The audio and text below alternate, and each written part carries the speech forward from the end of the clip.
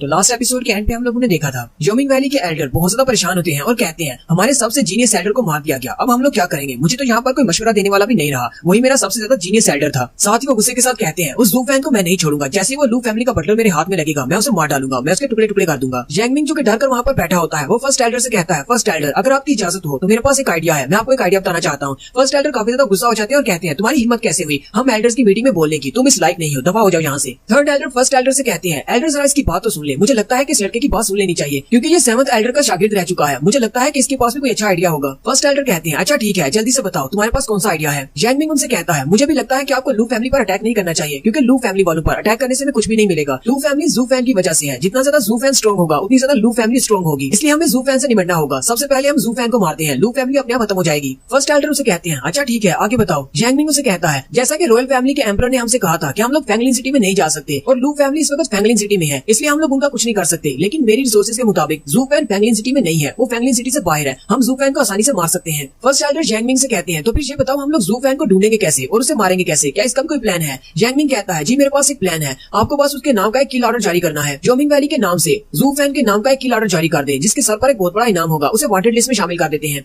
फिर इस पूरे कॉन्टिनेंट में उसके लिए भागने का कोई भी रास्ता नहीं होगा, कोई भी फैमिली उसे पनाह नहीं देगी और जब उसके लिए भागने के लिए कोई भी जगह नहीं बचेगी तो हमें पता है कि वो वापस कहाँ पर आएगा, वो अपने फैंगलिन सिटी में वापस आएगा और जैसे वो फैंगलिन सिटी में वापस आएगा हम लोग फैंगलिन सिटी के बाहर उसका इंतजार करेंगे और रास्ते में ही उसे मार डालेंगे और उसे फैंगलिन सिटी में पहुंचने नहीं देंगे। फर्स्ट एल्डर उसका आइडिया सुनकर बहुत ज्यादा खुश हो जाते हैं और कहते हैं तुम तो एक जीनियस हो, मैं तुमसे बहुत ज्यादा खुश हूँ। साथ ही वो अपने डिसाइपल्स को बुलाते हैं और कहते हैं जल्दी से किल ऑर्डर जारी करो जू फैन के नाम का और नीचे योमिंग वैली का नाम लिखना और साथ में कंडीशंस में लिखना कि जो फैमिली हमें जू फैन के बारे में बताएगी कि जू फैन कहाँ पर है हम लोग उसे अपनी सब्सिडरी फैमिली बना लेंगे। जो फैमिली हमें जू फैन का सर काट कर लाकर देगी उस फैमिली को हम लोग अपनी सब्सिडरी फैमिली में सबसे ऊपर रखेंगे, यानी कि उस एक फैमिली के नीचे 1000 फैमिलीज होंगी, उसे हम लोग एक लीडर बना देंगे। जैंगमिंग भी काफी ज्यादा खुश हो जाता है और कहता है जू फैन तुम एक मॉन्स्टर हो, तुम्हें मैं नहीं मार सकता क्योंकि मेरे पास इतनी स्ट्रेंथ नहीं है, लेकिन अब जबकि मैंने तुम्हारे नाम का किल ऑर्डर जारी करवा दिया है अब तुम्हारे बचने के लिए कोई भी जगह नहीं बची, तुम कहाँ पर छुप कर जाओगे, तुम्हें एक ना एक दिन मरना होगा। थर्ड एल्डर जैंगमिंग की तरफ देखते हैं और कहते हैं ये लड़का लगता है कि अपना रिवेंज लेना चाहता है, हालांकि ये सिर्फ बदला लेने के लिए ये सब कुछ कर रहा है, लेकिन इसका आइडिया बहुत ज्यादा अच्छा है, इसने 7th जीनियस से कुछ ना कुछ तो सीखा है। थर्ड एल्डर फर्स्ट एल्डर से कहती है ये बात आप भी जानते हैं कि जू फैन बहुत ज्यादा स्ट्रॉन्ग है, उसने हमारे 7th एल्डर को बड़ी आसानी से मार दिया, अगर वो 7th एल्डर को मार सकता है तो बाकी की आम फैमिलीज उसके सामने कुछ भी नहीं कर पाएंगी, वो सभी को मार सकता है। मुझे तो लगता है कि हम फैमिली एल्डर्स को ही आगे बढ़कर उसको मारना होगा और जहाँ तक मेरा अंदाजा है जू फैन इतना स्ट्रॉन्ग है हम एल्डर्स में से टॉप 5 एल्डर्स ही उसका मुकाबला कर सकते हैं और कोई भी नहीं। और अगर हम में से कोई डीमन कल्टीवेटर हो तो ये तो बहुत ज्यादा अच्छा रहेगा क्योंकि जू फैन भी एक डेविल कल्टीवेटर है और हमारे टॉप 5 में से सिर्फ एक ही ऐसा बंदा है जो कि एक डेविल कल्टीवेटर है। हमारे पास एल्डर नंबर 5 है। 5th एल्डर हमारे रेड डिमोनिक फायर को यूज करते हुए अपनी कल्टीवेशन को बढ़ाते हैं, इसके अलावा उन्होंने गोल्डन क्विक सैंड को यूज करते हुए अपनी बॉडी को रिफाइन किया हुआ है। मुझे लगता है कि हमारे 5th एल्डर जू फैन का मुकाबला कर सकते हैं और यहीं पर 5th एल्डर को दिखाते हैं। 5th एल्डर जो कि अपने हाथ में शीशा पकड़कर अपने बालों को सीधा कर रहा होता है वो उनसे कहता है मेरी तरफ तो देखना भी मत, मैं ये काम नहीं करने वाला, मुझे एक खास मीटिंग में जाना है फ्लावर रेन टावर में, मेरे पास किसी जू फैन को मारने के लिए टाइम नहीं है। फर्स्ट एल्डर गुस्सा हो जाते हैं और कहते हैं तुम बेवकूफ कहेंगे, अपनी फैमिली का बदला लेने से ज्यादा और क्या जरूरी हो सकता है, तुम वहाँ पर रेनिंग टावर में जाकर उन औरतों के साथ कल्टीवेट करना चाहते हो, उन औरतों में ऐसा क्या हास है। थर्ड एल्डर फर्स्ट एल्डर से कहते हैं आपको उनके बारे में सिर्फ बात नहीं करनी चाहिए, हालांकि वहाँ पर रेनी फ्लावर टावर में सारी की सारी औरतें हैं लेकिन वो सारी 7th बड़ी फैमिलीज में से एक फैमिली से ताल्लुक रखती है, यानी कि उन सब ने 7th फैमिलीज में अपनी जगह बनाई है और वो काफी ज्यादा स्ट्रॉन्ग है और उनकी बनाई हुई पिल्स वो बहुत ज्यादा हास होती है। और अगर उन्होंने 5th एल्डर को वहाँ पर बुलवाया है, इन्वाइट किया है, तो इसका मतलब उन्हें इनकी रेड डिमोनिक फायर चाहिए होगी जिससे वो कोई नई पिल्स बना सकती है, हमें लगता है कि इसको वहाँ पर जाना चाहिए। फर्स्ट एल्डर कहते हैं मुझे वो औरतें कभी भी पसंद नहीं आई, उन सारी औरतों ने मिलकर 7th बड़ी फैमिलीज में अपनी जगह बना ली, तुम देखना एक ना एक दिन ऐसा जरूर आएगा जब मैं उन सारी औरतों को मारकर उनके पूरे इलाके पर कब्जा कर लूंगा। थर्ड एल्डर फर्स्ट एल्डर से कहते हैं मैं चाहता हूँ कि आप जैंगमिंग को हमारी मीटिंग्स में आने की इजाजत दें, मैं इसे 7th एल्डर की जगह पर अपनी मीटिंग्स में लेकर आना चाहता हूँ, मैं चाहता हूँ कि मैं इसे अपना स्टूडेंट बना लूँ क्योंकि इसने 7th एल्डर से बहुत कुछ सीखा है और ये भी एक जीनियस है। फर्स्ट एल्डर से कहते हैं चलो ठीक है तुम इसे अपने पास रख सकते हो, तुम इसे अपना स्टूडेंट बना लो, आज के बाद ये हमारे 7th एल्डर की जगह लेगा और फ्यूचर में ये हमारा 7th एल्डर बनेगा। जैंगमिंग बहुत ज्यादा खुश हो जाता है और फर्स्ट एल्डर का शुक्रिया अदा करता है। नेक्स्ट सीन ब्लैकविंड माउंटेन का दिखाया जाता है जहाँ पर एक केव होती है, उस केव के अंदर टॉन्गलिन बैठा एक सीक्रेट टेक्निक को कल्टीवेट कर रहा है, वही सीक्रेट टेक्निक जो कि जू फैन ने उसको दी थी। मिसली वहाँ पर आती है, मिसली जैसी वहाँ पर आती है टॉन्गलिन उसे कहता है तुम्हारी ये छुपने की टेक्निक तो बहुत ज्यादा इंप्रेसिव है, तुम तो बहुत ज्यादा अच्छी होती जा रही हो, हालांकि तुम यहाँ पर मेरे पीछे पहुंच चुकी हो लेकिन मुझे अभी तक कुछ महसूस नहीं हो रहा कि तुम यहाँ पर आ गई हो। मिसली उसे कहती है मुझे अपने बारे में बताओ कि तुम यहाँ पर कौन सी टेक्निक को कल्टीवेट कर रहे हो क्योंकि अभी सिर्फ 1 साल हुआ है और तुमने इस टेक्निक को कल्टीवेट करते हुए अपनी बोन फॉर्जिंग राम में चले गए हो, ये कौन सी डिमोनिक टेक्निक है जो तुम कल्टीवेट कर रहे हो। क्या तुम्हें पता है कि कियानलांग पवेलियन के बहुत सारे गार्ड्स तुमसे बहुत ज्यादा जेलस हैं क्योंकि उन्हें लगता था कि तुम कभी बोन फॉर्जिंग राम में नहीं जा पाओगे। टॉन्गलिन हंसना शुरू कर देता और कहता है ब्रदर जू फैन ने जो मुझे सीक्रेट टेक्निक दी थी वो बहुत ज्यादा अमेजिंग है। टॉन्गलिन उसे कहता है मिसली तुमने मुझे जो 20 बच्चे दिए थे उनमें से सिर्फ एक ही बच्चा बच पाया है, अब मुझे और ज्यादा बच्चों की जरूरत है। मिसली काफी ज्यादा हैरान हो जाती है और चिल्लाकर कहती है क्या मतलब है तुम्हारा कि सिर्फ एक ही बचा है, मैं तुम्हें 20 बच्चे देकर गई थी, उनमें से सिर्फ एक ही जिंदा बचा है, बाकी सारे मर गए। टॉन्गलिन उसे कहता है ये तो बहुत ही अच्छी न्यूज है कि मेरे पास 20 में से एक बच्चा तो बचा, लास्ट टाइम तुम मुझे 50 लेकर गई थी उनमें से एक भी नहीं बचा, वो सारे के सारे मर गए थे। लेकिन लू फैमिली के लिए ये सब कुछ किया जा सकता है, तुम मुझे और बच्चे ला कर दो, मैं उन्हें ये सीक्रेट टेक्निक सिखाऊंगा और देखते हैं उनमें से कितने ज्यादा बचते हैं। मिस ली उसे कहती है तुम भी यहाँ पर कल्टीवेशन कर रहे हो और तुम्हारा ब्रदर जू फैन वो भी बहुत ज्यादा कल्टीवेशन कर रहा है। हालांकि अब देखो उसने क्या कर दिया है, वो अपने पास एक नोट निकालती है और टोंगलिंग को पकड़ा देती है। मिस ली उसे कहती है तुम्हारे भाई ने जोमिंग वैली के 7th एल्डर को मार दिया है और जोमिंग वैली ने उसके नाम का किल ऑर्डर जारी कर दिया है। अब वो इस पूरे कॉन्टिनेंट पे कहीं पर भी छुप नहीं सकता, जहाँ पर भी जाएगा हंटर्स उसका पीछा करेंगे और उसे मार डालेंगे। इस किल ऑर्डर का नाम सुनकर क्या आपको जॉन विक मूवी याद आ रही है या नहीं, कमेंट करके बताइएगा। टोंगलिंग उसी बात सुनने के बाद हंसना शुरू कर देता है और कहता है मेरा ब्रदर जू फैन तो वाकई में बहुत ज्यादा स्ट्रॉन्ग है, उसने 7th एल्डर को मार दिया, इसका मतलब जब वो वापस आएगा तो पहले से बहुत ज्यादा स्ट्रॉन्ग होकर वापस आएगा। साथ ही वो मिस ली से कहता है तुम्हें इस बारे में परेशान होने की जरूरत नहीं, जितनी स्ट्रेंथ उसके पास है कोई भी जोमिंग वैली का असैसिन उसे नुकसान नहीं पहुंचा सकता। मिस ली से कहती है तुम्हें किसने कहा कि मैं उसके लिए परेशान हो रही हूँ, मुझे तो इस बात से गुस्सा आ रहा है कि उसने जोमिंग वैली के 7th एल्डर को सिर्फ एक लड़की के लिए मार दिया। आखिर वो कब से इस तरह का आशिक मिजाज निकल आया और ना ही वो इतना अच्छा इंसान था कि किसी लड़की के लिए वो जोमिंग वैली से पंगा ले ले। टोंगलिंग उसे कहता है तो इस बात से तुम गुस्सा हो, इस बात में इतना हैरान होने वाली कौन सी बात है, ब्रदर जू फैन भी एक मर्द है और किसी लड़की के लिए अगर वो कुछ अच्छा कर रहा है तो इसमें तो अच्छी बात है। आखिर वो नाइंसाफी के खिलाफ खड़ा हुआ है।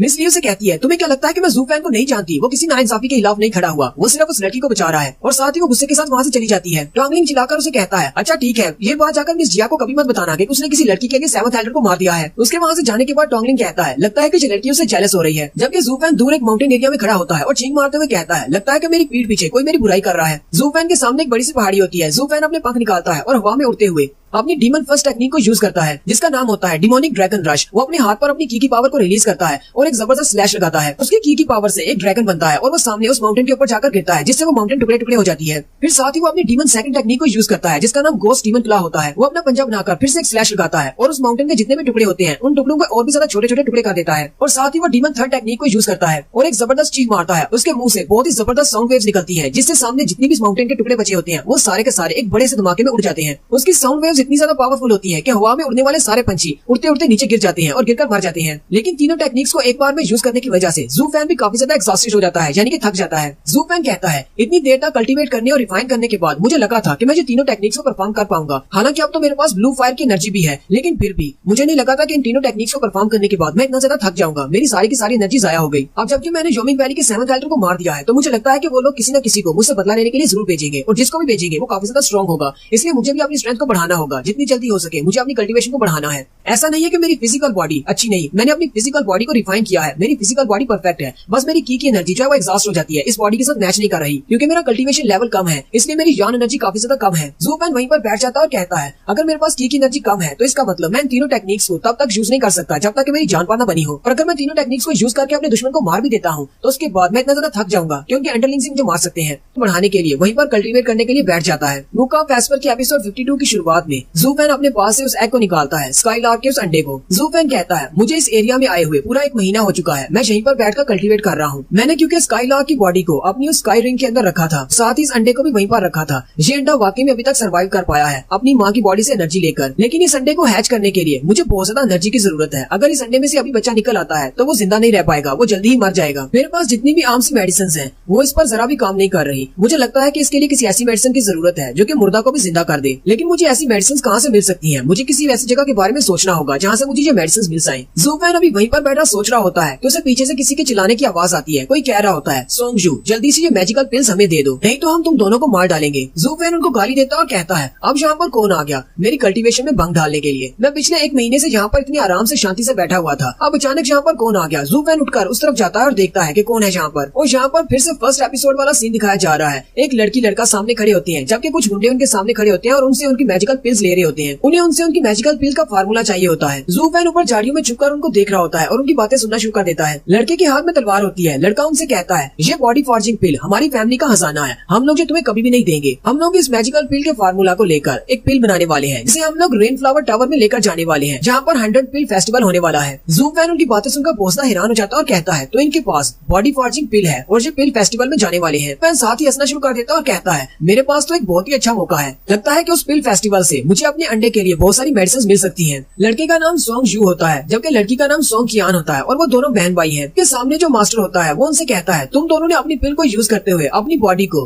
बोन फॉर्जिंग रॉम में ले आए हो, लेकिन तुम लोगों के पास अभी इतनी स्ट्रेंथ नहीं है कि मेरे जैसे मास्टर का सामना कर पाओ। तुम्हारी सोंग फैमिली एक 3rd रेट फैमिली है, तुम्हारे पास इस तरह की 4th लेवल की पिल का फार्मूला नहीं होना चाहिए, जल्दी से ये फार्मूला हमें दे दो। सोंग जू अपनी तलवार लेकर उस पर अटैक करने के लिए आगे बढ़ता है और कहता है हम लोग तुम्हें ये फार्मूला कभी नहीं देंगे, ये हमारी सोंग फैमिली की अमानत है। लेकिन सामने वाला मास्टर बहुत ज्यादा स्ट्रॉन्ग होता है वो सोंगजू और सोंगकियान दोनों को ही पीटता है, जिसकी वजह से वो दोनों नीचे गिर जाते हैं। वो बूढ़ा मास्टर आगे बढ़ता है और मिस सोंगकियान से कहता है, मिस सोंगकियान आप ये सब कुछ क्यों कर रही हैं? जल्दी से ये फार्मूला मुझे दे दे। क्या आप चाहती हैं कि मैं इस बूढ़ी उम्र में आपके पूरे कपड़े उतारकर आपकी तलाशी लूं? और साथ ही वो ब्लश कर रहा होता है, ठरकी बूढ़ा कहीं का। सोंगकियान अपने भाई से कहती है, ब्रदर कहीं तुम्हें डर तो नहीं लग रहा? सोंगजू से कहता है, नहीं मुझे डर नहीं लग रहा। फिर वो तलवार उठाती है और अपने दोनों के गले पे रख लेती है और कहती है, हम लोग इसे ये हंसाना कभी भी नहीं देंगे, ये फार्मूला इसका नहीं हो सकता, हम लोग यहाँ पर अपनी जान दे देंगे, लेकिन अपनी सोंग फैमिली का सीक्रेट फार्मूला किसी को नहीं देंगे। उसी वक्त एक पत्ता उड़ता हुआ आता है और उसकी तलवार पर लगता है और उसके हाथ से तलवार गिर जाती है। उनके सामने जो बूढ़ा मास्टर खड़ा होता है वो भी जल्दी से पीछे की तरफ देखता है और कहता है, कौन है यहाँ पर? किसने हमें डिस्टर्ब करने की कोशिश की है? बिल्कुल फर्स्ट एपिसोड के सीन की तरह ज़ू फैंग झाड़ियों में से निकलता है और कहता है, ये तो सिर्फ एक 4th लेवल की पिल है, तुम्हें इस सब के लिए इन सबको मारने की जरूरत नहीं है। मास्टर उसे देखकर हंसना शुरू कर देते हैं और कहते हैं, मैं भी सोच रहा था कि इतना बहादुर कौन आ गया कि जिसने मुझे देखकर मुझ पर अटैक किया है। तुम तो सिर्फ एक बच्चे हो जो जंगल में घूम फिर रहे हो और तुम्हारी कल्टीवेशन को देखकर लग रहा है जैसे तुम अभी अभी बोन फॉर्जिंग ग्राउंड में शामिल हुए हो। तुम्हारे पास तो इतनी स्ट्रेंथ ही नहीं है, तुम मुझे कैसे रोकोगे? मास्टर ज़ू फैंग से कहते हैं, मुझे लगता है कि तुम एक डीमन कल्टीवेटर हो और अगर डीमन कल्टीवेटर होते हुए तुम मुझे इस तरह की बात कहोगे तो मुझे तो हंसी आएगी ही। तुम कह रहे हो कि मैं दोनों को ना मारूं, जबकि तुम्हारे डीमन कल्टीवेटर किसी को बिला वजह भी मार देते हैं।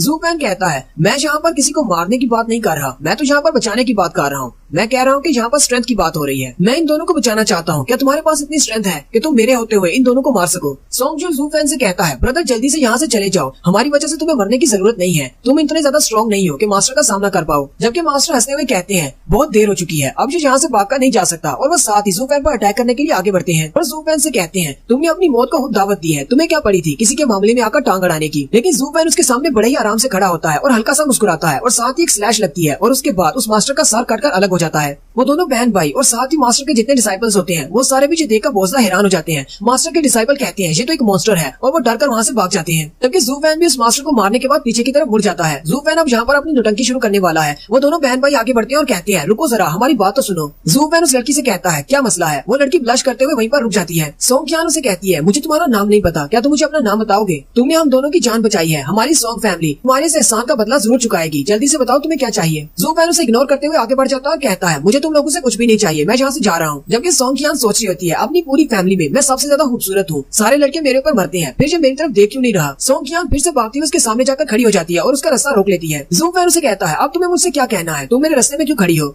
सोंगकियान ज़ू फैंग से पूछती है, तुम कहाँ पर जा रहे हो? ज़ू फैंग वहाँ से दूसरी तरफ घूम जाता है और कहता है, इस बात से तुम्हारा क्या ताल्लुक है? मैं जहाँ मर्जी जाऊँ। सोंगकियान गुस्सा हो जाती है, फिर वो साथ ही उसे कहती है, हम लोग 100 पिल फेस्टिवल के लिए रेन फ्लावर टावर में जा रहे हैं, क्या तुम हमारे साथ जाना चाहोगे अगर तुम उस तरफ जा रहे हो तो? ज़ू फैंग कहता है, क्या तुम लोग हेयू सिटी में जा रहे हो? वो उसे कहती है, हाँ हम लोग हेयो सिटी में जा रहे हैं। ज़ू फैंग कहता है, मैंने सुना है कि हेयो सिटी के मेन बिल्डिंग में 7th रॉयल फैमिली रहती है। सोंगजू भी भागता हुआ आगे आ जाता है और कहता है, हाँ तुमने बिल्कुल ठीक सुना है, हर 10 साल के बाद वहाँ पर एक फेस्टिवल होता है जहाँ पर हर फैमिली से एक बंदे को बुलाया जाता है, एक अल्केमिस्ट को, जो कि अपनी पेश को वहाँ पर पेश करते हैं। और 7 बड़ी फैमिलीज में से एक बड़ी फैमिली भी वहाँ पर रहती है। उस पिल फेस्टिवल में अगर तुम्हारी पिल मुकाबले में जीत जाती है तो हमें बहुत बड़ा इनाम मिलता है। 7 बड़ी फैमिली वाले हमें अपनी ब्लेसिंग्स देते हैं और हमें अपनी अफिलिएट फैमिली के तौर पर ज्वाइन करने का मौका देते हैं। ज़ू फैंग थोड़ी देर सोचने का नाटक करता है और वो सोच रहा होता है, 100 फेस्टिवल पिल में बहुत सारी ऐसी मेडिसिन हो सकती हैं जो कि मेरे काम आ सकती हैं। उन मेडिसिन को यूज करके मैं अपने अंडे की वाइटैलिटी को ठीक कर सकता हूँ और हो सकता है कि वहाँ पर मुझे 7 बड़ी फैमिलीज में से किसी एक बड़ी फैमिली के साथ एफिलिएट होने का मौका मिल जाए। मैं उनको भी अपना दोस्त बना सकता हूँ, इससे हमारी ब्लू फैमिली की स्ट्रेंथ बढ़ जाएगी। ज़ू फैंग उन दोनों से कहता है, तुम दोनों की ये बातें सुनने के बाद मुझे भी इंटरेस्ट हो गई है, मैं भी 100 पिल फेस्टिवल में जाना चाहता हूँ, मुझे तुम लोग अपने साथ ले जाओ। सोंगकियान काफी ज्यादा खुश हो जाती है और कहती है, ये तो बहुत ही अच्छा है, चलो ठीक है, हम तुम्हें अपने साथ ले चलते हैं। जबकि ज़ू फैंग का तो शुरू से यही प्लान था कि ये दोनों अपने आप इसे अपने साथ लेकर जाएं। ज़ू फैंग हल्का सा मुस्कुराता है और सोच रहा होता है, मेरा प्लान पूरा हो गया, अब मैं इन दोनों के साथ वहाँ पर जाऊंगा, किसी एक फैमिली के साथ मिलकर वहाँ पर जाना ये सबसे अच्छा रहेगा, कोई मुझे पहचानेगा नहीं। और यहाँ पर ज़ू फैंग उन्हें अपना नाम भी गलत बताता है। ज़ू फैंग उन्हें कहता है, मेरा नाम लू फैन है। उन दोनों बहन भाइयों के पास एक घोड़ा गाड़ी होती है। तकरीबन आधे महीने का सफर तय करने के बाद वो लोग एक शहर के बाहर पहुंचते हैं। सोंगजू अपनी बहन और लू फैन से कहता है, हम लोग पहुंच गए। ज़ू फैन जैसे ही उस बग्गी में से बाहर निकलता है तो वो उसके बोर्ड को देखकर बहुत सा हैरान हो जाता है और वो चिल्लाकर सोंगजू से कहता है, कमीने क्या तुम अंधे हो, तुम्हें दिखाई नहीं देता? इस बोर्ड के ऊपर तो लैंडलिंग सिटी लिखा हुआ है, तुम मुझे हेयू सिटी लेकर जाने वाले थे, हम लोग तो गलत जगह पर आ गए हैं। सोंगजू से कहता है, हम लोग हेयू सिटी में जाएंगे लेकिन पहले हमें यहाँ पर रुकना होगा, मेरे फादर के दोस्त यहाँ पर रहते हैं, हम लोग उनसे कुछ स्पेशल मेडिसिन और हर्ब्स लेंगे, जड़ी बूटियाँ लेंगे ताकि हम अपनी पिल बना सके, फिर हम लोग वहाँ पर जाएंगे हेजू सिटी में। अगर हमारे पास अच्छी जड़ी बूटियां होंगी तभी तो हम लोग एक अच्छी मेडिसिन बनाएंगे और उसे वहाँ पर मुकाबले में पेश करेंगे। जू फैन पहले से ही काफी ज्यादा गुस्से में होता है क्योंकि वो बग्गी में उस लड़की के साथ बैठा होता है। जू फैन कहता है मुझे लगता है कि मुझे इन बेवकूफों को और ज्यादा झेलना होगा। मुझे तो उस लड़की की समझ नहीं आती। जितना टाइम मैं बग्गी के अंदर बैठा हुआ था मैं तो वहाँ पर कल्टीवेट करने की कोशिश कर रहा था, लेकिन वो लड़की हर वक्त मुझे घूरती रही है। पूरे रास्ते वो ब्लश करते हुए मुझे घूर रही थी। पता नहीं उसका मसला क्या है। सोंग कियान बग्गी से नीचे उतर आती है और जू फैन से बड़ी मासूमाना अंदाज में कहती है, क्या तुम्हें मेरे साथ बैठना पसंद नहीं तो तुम इस तरह का रिएक्शन दे रहे हो। सोंग शू हंसना शुरू कर देता है और जू फैन से कहता है, ब्रदर लू मेरे साथ भी बिल्कुल ऐसा ही है। मुझे भी हमेशा बहुत ज्यादा जल्दी रहती है रेन फ्लावर टावर में जाने की, क्योंकि वहाँ पर बहुत सारी लड़कियां हैं। मैंने सुना है कि उस नोबल फैमिली की 15 हेड हैं और वो सारी की सारी लड़कियां हैं और ऊपर से वो सारी की सारी बहुत ज्यादा खूबसूरत हैं। इन खास तौर पर उनकी जो मेन बिल्डिंग है उसकी हेड तो बहुत ज्यादा खूबसूरत है। उसका नाम मिस चू है। वो इन सारी 15 लड़कियों में सबसे ज्यादा खूबसूरत है। मैं भी वहाँ पर जल्दी से जल्दी पहुँचना चाहता हूँ ताकि मैं खूबसूरत लड़कियों को देख सकूँ। उसकी बहन उसकी बातें सुनकर बहुत ज्यादा गुस्सा हो जाती है और आकर उसका गला पकड़कर उसे झंझोड़ना शुरू कर देती है, जबकि जू फैन को उनकी बातें सुनकर गुस्सा आ रहा होता है। जू फैन कहता है, मैं कहाँ इन बेवकूफों में फंस गया हूँ। जल्दी से जल्दी इन लोगों से दूर जाना होगा, नहीं तो मेरे अंदर भी कोई बेवकूफी का कीड़ा घुस जाएगा। वो लोग अभी वहीं पर खड़े होते हैं कि वहाँ पर उस लैंडलिंग सिटी के अंदर से एक लड़का बाहर निकलता है और वो कियान को आवाज देता है। वो सारे हैरान होकर उसकी तरफ देखते हैं। सोंग कियान उस लड़के के पास चली जाती है, जबकि सोंग जू जू फैन को उसके बारे में बताता है कि ये हमारे अंकल का बेटा है। हालांकि इनकी फैमिली एक सेकंड रेट फैमिली है और हमारी थर्ड रेट फैमिली है। ये लोग हमें जरा भी घास नहीं डालते और हमें बहुत ही कम समझते हैं। मुझे तो बिल्कुल भी कुछ नहीं समझते, लेकिन ये बहुत बड़ा ठरकी है और हर वक्त मेरी बहन के पीछे पड़ा रहता है। जू फैन सोच रहा होता है, सोंग फैमिली की हालत बिल्कुल मेरी लू फैमिली जैसी है। यहाँ पर भी केस बिल्कुल वैसा ही है। अगर मैं अपनी लू फैमिली की हेल्प नहीं करता तो वो भी एक सेकंड रेट फैमिली बनकर रह जाते, लेकिन अब मेरी वजह से वो लोग काफी हायर अप हो चुके हैं। हालांकि ये दोनों फैमिलीज बिल्कुल सेम है, लेकिन इनकी किस्मत अलग है। इस डायलॉग की समझ आपको नेक्स्ट एपिसोड में आएगी। इस एपिसोड को यहीं पर खत्म करते हैं। नेक्स्ट एपिसोड में देखेंगे कि कौन बड़ा धोखेबाज है, जू फैन या फिर कोई और। ये दुनिया धोखेबाजों से भरी पड़ी है। वीडियो की एक्सप्लेनेशन अच्छी लगी हो तो कमेंट करके जरूर बताइएगा। चैनल को सब्सक्राइब कर दे, वीडियो को लाइक और शेयर कर दे। शुक्रिया। हेलो गाइस, कैसे हैं आप सब लोग। द बुक ऑफ एस्पर की एपिसोड 53 के साथ हाजिर हूँ। अभी तक जिसने मेरे चैनल को सब्सक्राइब नहीं किया वो चैनल को सब्सक्राइब कर दे, वीडियो को लाइक और शेयर कर दे। शुक्रिया। लास्ट एपिसोड के एंड पे हमने देखा था वो दोनों बहन भाई जू फैन को अपने अंकल के घर ले जाते हैं जो कि लैंडलिन सिटी में रहते हैं। वो लोग अभी शहर से बाहर ही होते हैं कि वहीं पर उनका कजिन बाहर आ जाता है जो कि बहुत बड़ा ठरकी है और वो उसकी बहन पर लाइनें मार रहा होता है। सोंग शू जू फैन को उसके बारे में बताता है कि ये ऐसा ही करता है। ये क्योंकि सेकंड क्लास फैमिली से है इसलिए ये हमें कुछ भी नहीं समझते, क्योंकि हम लोग थर्ड क्लास फैमिली से हैं। उस लड़के की नजर जू फैन में पड़ती है। वो उनसे कहता है, ये लड़का कौन है। सोंग शू आगे बढ़ता है और उसे कहता है, ये हमारा दोस्त है। ये हमारे साथ आया है क्योंकि ये हमारे साथ रेन फ्लावर सिटी में जाने वाला है। और साथ ही वो अपने कजिन से कहता है, कजिन तुम्हें कैसे पता चला हम लोग जहाँ पर आने वाले हैं, जो तुम दरवाजे पर हमें लेने के लिए आ गए हो। वो उसे कहता है, तुम्हारे डैड ने मुझे एक लेटर भेजा था इसलिए मुझे पहले से पता था, मैं जहाँ पर तुम्हें लेने के लिए आया हूँ। कजिन आगे बढ़ता है और जू फैन के पास जाकर उसे कहता है, सोंग कियान के साथ तुम्हारा क्या रिलेशन है, कहीं उसके साथ तुम्हारा कोई चक्कर तो नहीं चल रहा। सोंग शू फिर से आगे बढ़ जाता है और उसे कहता है, कजिन जी मेरा दोस्त है, मैंने तुमसे कहा ना इसका कोई भी ताल्लुक नहीं सोंग कियान के साथ। लेकिन उसका कजिन गुस्से हो जाता है और सोंग शू को जबरदस्त थप्पड़ मारता है जिससे वो पीछे जाकर गिरता है और वो बड़े एटीट्यूड के साथ उसे कहता है, सोंग शू मैंने तुम्हारे साथ तो बात की ही नहीं, तुम्हें किसने कहा कि अपना मुंह खोलो। कजिन उसे मारने के बाद फिर से जू फैन से कहता है, चलो अब जल्दी से बको, तुम्हारा इस लड़की के साथ क्या ताल्लुक है, तुम यहाँ पर क्यों आए हो। जू फैन के बारे में तो आप जानते ही हैं कि जू फैन कैसा है। जू फैन आगे से हंसना शुरू कर देता है और कहता है, क्या तुम्हें पता है हम लोग पूरे रास्ते बगी में एक साथ थे, पूरे रास्ते हम दोनों एक साथ सो रहे थे, एक साथ खा पी रहे थे। अब खुद ही समझ लो कि मेरा उसके साथ क्या रिलेशनशिप हो सकता है। पूरे महीने के लिए हम दोनों एक ही वैगन के अंदर थे, हम दोनों उसमें से बाहर नहीं निकले। अब जरा सोच कर बताओ कि हॉकी की पावर की तरह जैसे ही वो अपनी पावर को रिलीज करते हैं तो सामने वाला सख्ते में आ जाता है, यानी थोड़ी देर के लिए हैंग हो जाता है। जू फैन की किलिंग इंटेंट को देखकर वो कजिन वहीं पर रुक जाता है। जू फैन उसके कान के करीब जाकर उसे कहता है, दोबारा कभी भी किसी लड़की के लिए मेरे सामने शो ऑफ करने की कोशिश मत करना, नहीं तो मैं तुम्हारे टुकड़े कर दूंगा। और साथ ही वो आगे बढ़ जाता है, जबकि वो कजिन वहीं पर बैठ जाता है और डर के मारे बैठा कांप रहा होता है। कजिन की हालत भी बिल्कुल वैसी होती है जैसे कि जाओकिंग के भाई की हो गई थी जब पहली बार जू फैन ने उसे मारने की कोशिश की थी। ना सिर्फ कजिन बल्कि सोंग फैमिली के दोनों भाई बहन भी उसकी पावर को देखकर बहुत ज्यादा हैरान होते हैं। उनका बताऊं, जबकि वो दोनों बहन भाई भी बहुत ज्यादा हैरान होते हैं कि यहाँ पर हो क्या रहा है, अंकल को क्या हो गया, वो तो बहुत ज्यादा गुस्से में थे, अचानक ये हंस क्यों रहे हैं। जू फैन उन दोनों भाई बहन से कहता है, तुम दोनों ने कहा था कि तुम लोग सेकंड क्लास फैमिली से हो इसलिए की फैमिली वाले तुम्हें घास नहीं डालते, लेकिन अंकल तो तुम्हारे साथ बहुत ही अच्छे से पेश आ रहे हैं, क्या तुम दोनों मुझसे झूठ बोल रहे थे। सोंग कियान उसे कहती है, ये हमारी की फैमिली के हेड है, लेकिन पहले तो कभी इन्होंने हमारे साथ ऐसे से बात नहीं की, पता नहीं आज इनको क्या हो गया है। सोंग शू भी कहता है, मुझे तो लगा था ये अपने बेटे के लिए बहुत ज्यादा गुस्सा हो जाएगा। जू फैन भी कहता है, हाँ मुझे भी यहाँ पर कुछ बहुत ज्यादा अजीब लग रहा है। सोंग कियान उसे कहती है, तुम दोनों को इस तरह की क्या सराहियां नहीं करनी चाहिए, अपने हिसाब मत लगाओ, हो सकता है कि वो आज बहुत ज्यादा अच्छे मूड में हो इसीलिए उन्होंने हमें कुछ नहीं कहा, चलो फिर जल्दी से अंदर चलते हैं। सोंग कियान जू फैन से कहती है, लू फैन मुझे पता है कि तुम काफी स्ट्रॉन्ग हो, लेकिन तुम सिर्फ बॉन फॉर्जिंग के फर्स्ट लेवल पर हो और हमारे अंकल तुमसे बहुत ज्यादा स्ट्रॉन्ग है, इसलिए उनको गुस्सा मत दिलाना, अगर उन्हें गुस्सा आ गया तो हम दोनों भी तुम्हें नहीं बचा पाएंगे। नेक्स्ट सीन की फैमिली के मेंशन का दिखाया जाता है। 3 घंटे के बाद जू फैन अपने रूम में आराम से बैठा कल्टीवेट कर रहा होता है। जू फैन कहता है, अब जबकि वो दोनों बेवकूफ यहाँ पर नहीं है, मैं यहाँ पर आराम से बैठकर कल्टीवेट कर सकता हूँ। वो दोनों की फैमिली वालों से बात करने के लिए गए हैं। थोड़ी देर के बाद दरवाजा खुलता है और वो दोनों बेवकूफ वापस आ जाते हैं, लेकिन वो बहुत ज्यादा घबरा घबराए हुए होते हैं और घबराती हुई आवाज के साथ जू फैन से कहते हैं। सोंगकियान पहले तो उसे जू कहती है, लेकिन साथ ही उसे कहती है मेरा मतलब ब्रदर लू, हमारी की फैमिली वालों ने तुम्हारे लिए खाने का इंतजाम किया है। उन्होंने कहा है कि हम सब लोग उनके साथ बैठकर वहाँ पर खाएंगे। जू फैन उन दोनों से कहता है की फैमिली वाले तुम्हारे रिश्तेदार हैं, मेरे नहीं। मैं उन लोगों को अच्छे से जानता नहीं, मैं उनके साथ खाने की दावत में बैठकर क्या करूंगा। सोंग जू चलाकर उसे कहता है तुम्हें लाजमी वहाँ पर जाना पड़ेगा। जू फैन उसे घूर कर देखता है, वो दोनों उससे डर जाते हैं। सोंग जू उसे कहता है मुझे गलत मत समझना, मैंने तुम पर चिल्ला दिया। असल में की फैमिली वाले काफी ज्यादा स्ट्रॉन्ग है और हम लोग उनसे काफी डरते हैं। उन्होंने कहा कि तुम्हें लेकर आना है तो हम तुम्हें अपने साथ लेकर जाएंगे।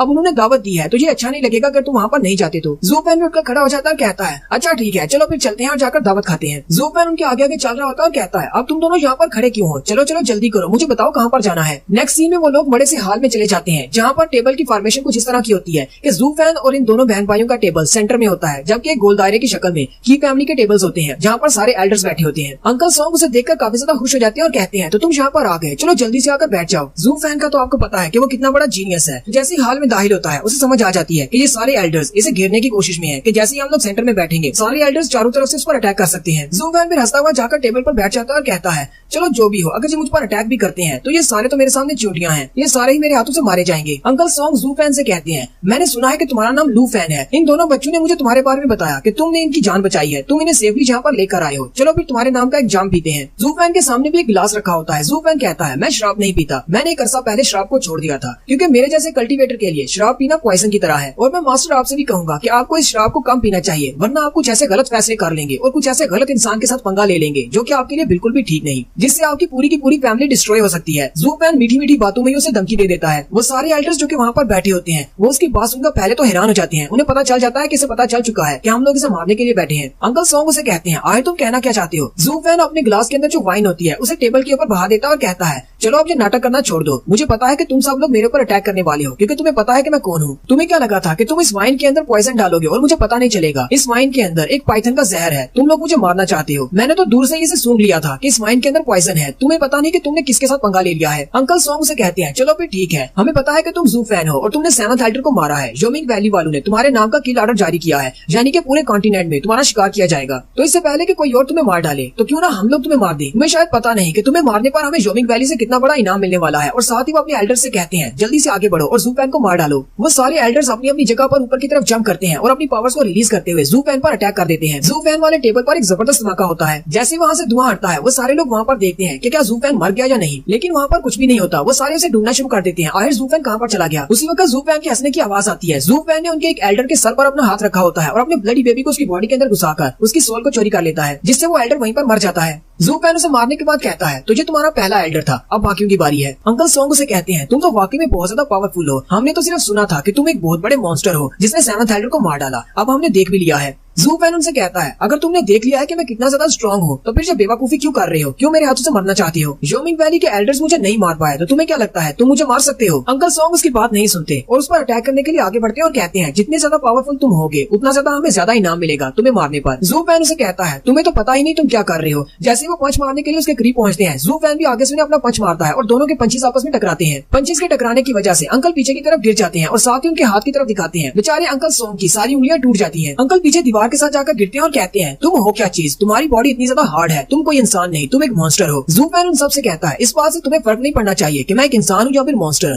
क्योंकि जहाँ पर तुम सभी लोग मरने वाले हो। और साथ ही जू फैन बड़ी स्पीड के साथ आगे बढ़ता है, सारे एल्डर्स के ऊपर अटैक करता है और उनको जख्मी कर देता है और सीधा अंकल सॉन्ग के पास चला जाता है और उसे गले से पकड़कर ऊपर उठा लेता है। अंकल सॉन्ग उसे कहते हैं प्लीज मुझे माफ कर दो, हम लोग तो इनाम की लालच में पागल हो गए थे जो तुम पर अटैक कर दिया, मुझे जाने दो प्लीज, इन दोनों बहन भाइयों की हाथरी मुझे जाने दो। मैं तुमसे वादा करता हूँ हमारी की फैमिली वाले कभी भी तुम्हारे दुश्मन नहीं बनेंगे, हम लोग तुम्हारे दोस्त बन जाएंगे। जू फैन अंकल सॉन्ग से कहता है मास्टर सॉन्ग मैंने आपसे पहले ही कहा था, जब मैं यहाँ पर आकर बैठा था मैंने कहा था कि इस तरह का कोई गलत फैसला मत करना कि तुम और तुम्हारी पूरी की पूरी फैमिली डिस्ट्रॉय हो जाए। अब जबकि तुमने ये कर दिया है तो तुम्हें पता है मैं एक डीमन कल्टीवेटर हूँ, मैं किसी को बख्शता नहीं हूँ, अब तुम्हें इसका नतीजा भुगतना होगा। और रही बात इन दोनों बहन भाइयों की, इन दोनों बहन भाइयों ने तुम्हारी बात मानकर मुझे तुम्हारे ट्रैप में फंसा दिया। मुझे इस बात से फर्क नहीं पड़ता कि इनकी क्या वजह थी, ये तुमसे डर कर इन्होंने ऐसा किया जहाँ पीछे तुम्हारे साथ मिले हुए हैं, लेकिन इन्होंने मुझे धोखा दिया है और जो भी मुझे धोखा देता है मैं उसे जिंदा नहीं छोड़ता। ये बात सुन के वो दोनों भाई बहन दोनों बहुत ज्यादा हैरान हो जाते हैं। वो दोनों इसे कहते हैं, ब्रदर ज़ूफैन, हम दोनों ने जानबूझकर कुछ भी नहीं किया, हमें फोर्स किया गया था, इन्होंने हमें डरा धमकाकर हमसे ये करवाया है। ज़ूफैन चिल्लाकर उन दोनों से कहता है, अपनी बकवास बंद करो, तुम दोनों ने ये कर दिया है, तुमने मुझे धोखा दे दिया है और अब तुम्हारे बचने की कोई चांसेस नहीं है, इसलिए तुम लोगों को मुझसे माफी मांगने की जरूरत भी नहीं। और यहीं पर हमारी एपिसोड 53 का एंड होता है। नेक्स्ट एपिसोड में देखेंगे कि क्या होने वाला है। क्या ज़ूफैन इन दोनों भाई बहन को छोड़ देगा और की फैमिली वालों का क्या होगा? क्या ये मास्टर सॉन्ग को मारेगा या नहीं? एपिसोड की एक्सप्लेनेशन अच्छी लगी हो तो कमेंट करके जरूर बताइएगा। चैनल को सब्सक्राइब कर दे, वीडियो को लाइक और शेयर कर दे। शुक्रिया। हेलो गाइस, कैसे हैं आप सब लोग? बुक ऑफ एस्पर की एपिसोड 54 के साथ हाजिर हूँ। तो लास्ट एपिसोड के एंड पे हमने देखा था मास्टर सॉन्ग ज़ूफैन से कहते हैं, प्लीज इन दोनों की खातिर मुझे छोड़ दो, हम लोग फ्यूचर में कभी भी तुम्हारे दुश्मन नहीं बनेंगे, हम लोग हमेशा तुम्हारा साथ देंगे। ज़ूफैन कहता है, मुझे तुम्हारे साथ की जरूरत नहीं, और रही बात इन दोनों की, इन दोनों ने मुझे धोखा दिया है और जो भी मुझे धोखा देता है मैं उसे जिंदा नहीं छोड़ता। तुम्हें क्या लगता है कि मैं इन दोनों को छोड़ दूंगा? वो दोनों भी बहुत ज्यादा घबरा जाते हैं और उसे कहते हैं, हमें बस मजबूर किया गया था, हमने अपनी मर्जी से कुछ नहीं किया। मास्टर सॉन्ग उसे धमकी देते हुए कहते हैं, अगर तुमने मुझे मारा तो मेरी की फैमिली वाले तुम्हें नहीं छोड़ेंगे। ज़ूफैन हंसते हुए कहता है, मैं तो यही देखना चाहता हूँ कि कैसे तुम सब लोग मुझे मारते हो, और साथ ही उसका गला दबा देता है। मास्टर सॉन्ग चलाकर कहते हैं, जितने भी लोग हो जल्दी से आगे बढ़ो और इसके ऊपर अटैक करो। वो अपने सारे एल्डर्स को अटैक करने का कहता है। वो सारे एल्डर्स जंप करते हुए ज़ूफैन पर अटैक करने के लिए आगे बढ़ते हैं, लेकिन ज़ूफैन अपने पंख निकालता है और अपनी पावर को रिलीज करता है, और सिर्फ उसकी पावर्स के रिलीज होने की वजह से ही वो सारे के सारे एल्डर पीछे की तरफ गिर जाते हैं और वहीं पर मर जाते हैं। जबकि अंकल सॉन्ग अपने पास से एक एरो निकालते हैं और उसकी तरफ फेंकते हुए कहते हैं, तुम्हें तो मैंने बेवकूफ बना दिया, असल में ये एरो है जो तुम्हें मारने वाला है। ज़ूफैन उस एरो के सामने खड़ा होता है। उसे पता है कि वो एरो के ऊपर ज्यादा कुछ नुकसान नहीं कर सकता, लेकिन उसी वक्त सॉन्ग की आन आगे बढ़ती है और ज़ूफैन के सामने आ जाती है और वो एरो सीधा उसके कंधे में लगता है। ज़ूफैन कहता है, इस लड़की को किसने कहा था मेरे सामने आने के लिए? ऐसा करने की कोई जरूरत नहीं थी, ये एरो वैसे भी मुझे नहीं मारने वाला था। सॉन्ग भी भागता हुआ उसके पास आ जाता है। ज़ूफैन सॉन्ग की आन को अपने हाथों में पकड़ लेता है। वो उसे कहती है, प्लीज हमें माफ कर दो, की फैमिली वालों ने हमें बहुत ज्यादा फोर्स किया था, अंकल ने हमें ऐसा करने के लिए कहा था क्योंकि हम लोग सेकंड रेट फैमिली है, इसलिए हम लोग इनके सामने कुछ भी नहीं कर पाए और हमें इनकी बात मानना पड़ी, तुम हमें मत मारो। अंकल बड़ी स्पीड के साथ आगे बढ़ते हैं और सॉन्ग की आन पर अटैक करने वाले होते हैं और उसे कहते हैं, तुम्हारी हिम्मत कैसे हुई मेरे बने बनाए प्लान को फेल करने की? लेकिन ज़ूफैन वहाँ पर बैठे बैठे अपने पंख को आगे की तरफ बढ़ाता है और एक नोक बनाते हुए अंकल की चेस्ट में घुसा देता है और अंकल वहीं पर मर जाते हैं। ज़ूफैन कियान को उठा लेता और कहता है, अब तो यहाँ पर कोई भी जिंदा नहीं बचा, सिर्फ इन दोनों बहन भाई के अलावा। ज़ूफैन उसके कंधे में से उस छोटे डैगर को निकालता है तो उसके ऊपर हरे रंग का कुछ लगा होता है। ज़ूफैन कहता है, लगता है इसके ऊपर पॉइजन लगा हुआ है। सोंगजू उससे कहता है, मुझे लगता है कि ये की फैमिली का सीक्रेट पॉइजन है। सोंगजू वहाँ से भागते हुए फार्मेसी की तरफ चला जाता है और कहता है, मैं इनकी फार्मेसी से तुम्हारे लिए कोई एंटीडोट ढूंढ कर लाता हूँ, तुम्हें बस थोड़ी देर के लिए रुकना होगा। ज़ूफैन सोंग कियान से कहता है, तुम्हारा भाई तो बहुत बड़ा उल्लू है, हालांकि इस पॉइजन को की पावर से भी एक्सट्रैक्ट किया जा सकता है, फार्मेसी में जाने की क्या जरूरत है? सोंग कियान उसे कहती है, हाँ मुझे पता है कि मेरा भाई बहुत बड़ा बेवकूफ है। ज़ूफैन उसे कहता है, मेरे सामने आकर बैठ जाओ, मैं तुम्हारी बॉडी से इस पॉइजन को निकाल देता हूँ अपनी की पावर को यूज करते हुए। फिर ज़ूफैन उसकी बैक में अपनी की पावर को इंसर्ट करता है और उसकी बॉडी के अंदर उस पॉइजन को लोकेट करने की कोशिश करता है। ज़ूफैन काफी ज्यादा हैरान हो जाता है और कहता है, मैं तो इसकी बॉडी के अंदर पॉइजन को ढूंढ ही नहीं पा रहा, पता नहीं इसकी बॉडी के अंदर पॉइजन कहाँ पर है, क्या इसको पॉइजन दिया भी गया है या नहीं? फिर ज़ूफैन कहता है, हो सकता है शायद कोई ऐसा सीक्रेट पॉइजन हो जो कि मेरी की पावर से लोकेट नहीं किया जा सकता, लगता है कि की फैमिली वाले बहुत ही अच्छे पॉइजन बनाते हैं।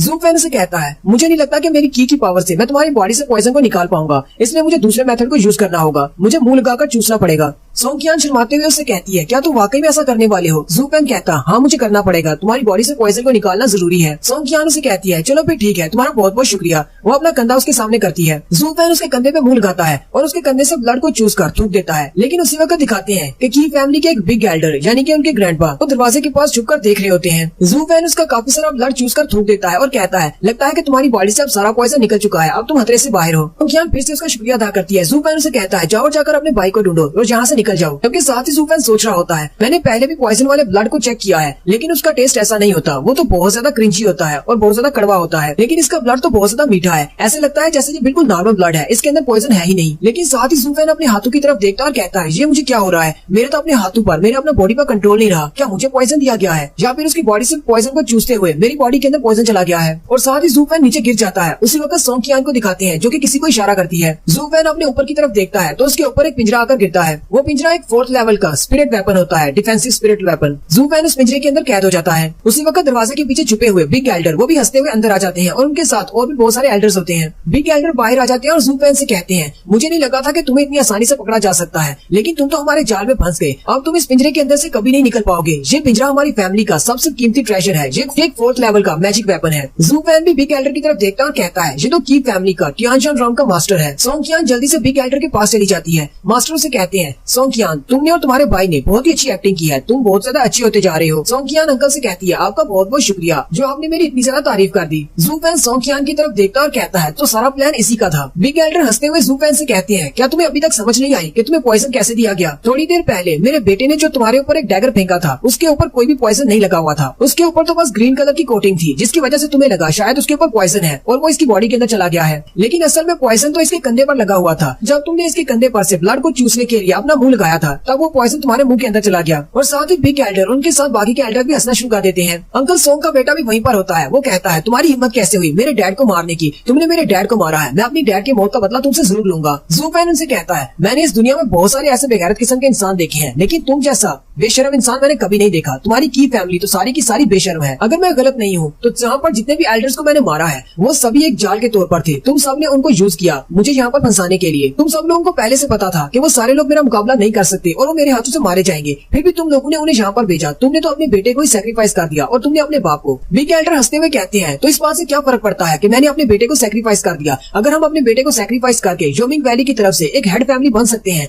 तो इससे अच्छा और क्या हो सकता है? मैंने सिर्फ यहाँ पर एक बेटा खोया है और कुछ एल्डर्स को। जब हम लोग योमिंग वैली की तरफ से एक बड़ी फैमिली बन जाएंगे तो हमारे पास बहुत सारे एल्डर्स होंगे, हमारी फैमिली ग्रो करेगी, हमारी फैमिली बहुत ज्यादा बड़ी हो जाएगी। मैंने ये सब कुछ अपनी फैमिली के लिए किया है, अपनी फैमिली को बड़ा बनाने के लिए। ज़ूफेन कहता है, डीमन कल्टीवेटर्स भी बिल्कुल ऐसा ही करते हैं, तुम भी बिल्कुल डीमन कल्टीवेटर्स की तरह ही कर रहे हो, लेकिन तुमने अपने बेटे को मरवा दिया, वो भी एक बड़ी फैमिली बनने के लिए। पहले तुम लोग एक सेकंड क्लास की फैमिली थे, लेकिन अब तुम लोग योमिंग वैली के फर्स्ट क्लास के कुत्ते बन जाओगे। लेकिन तुम्हारे ख्वाब बहुत ज्यादा छोटे हैं, तुम योमिंग वैली का कुत्ता बनना चाहते हो, जबकि अगर मैं तुम्हारी जगह पर होता मैं तो इस पूरे कॉन्टिनेंट पर कब्जा करना चाहता। बिग एल्डर हंसना शुरू कर देते हैं और कहते हैं, तुम्हारे सपने तो बहुत बड़े हैं, लेकिन इस पूरे कॉन्टिनेंट पर राज करना इतना भी आसान नहीं है। बिग एल्डर उसे कहते हैं, वैसे तो तुम बहुत ज्यादा समझदार हो और बहुत ज्यादा स्ट्रॉन्ग भी हो, इतनी यंग एज में तुमने बहुत कुछ अकम्प्लिश कर लिया है, तुम्हारा नाम इस वक्त पूरे कॉन्टिनेंट में है। अगर तुम्हारे सर पर इतना बड़ा इनाम नहीं होता तो मैं आज तुम्हें कभी भी नहीं मारता। ज़ूफेन कहता है, तुम्हें लगता है कि तुम मुझे मार सकते हो? क्या तुम्हारे पास इतनी पावर है? साथ ही ज़ूफेन अपने माथे पे उंगली रखता है और अपनी ब्लू फायर को एक्टिवेट करते हुए कहता है, मैंने जब 7th एल्डर को मारा था उसके मरने से पहले मैंने इसको कुछ कहा था, वही लास्ट वर्ड्स मैं तुमसे कहने वाला हूँ।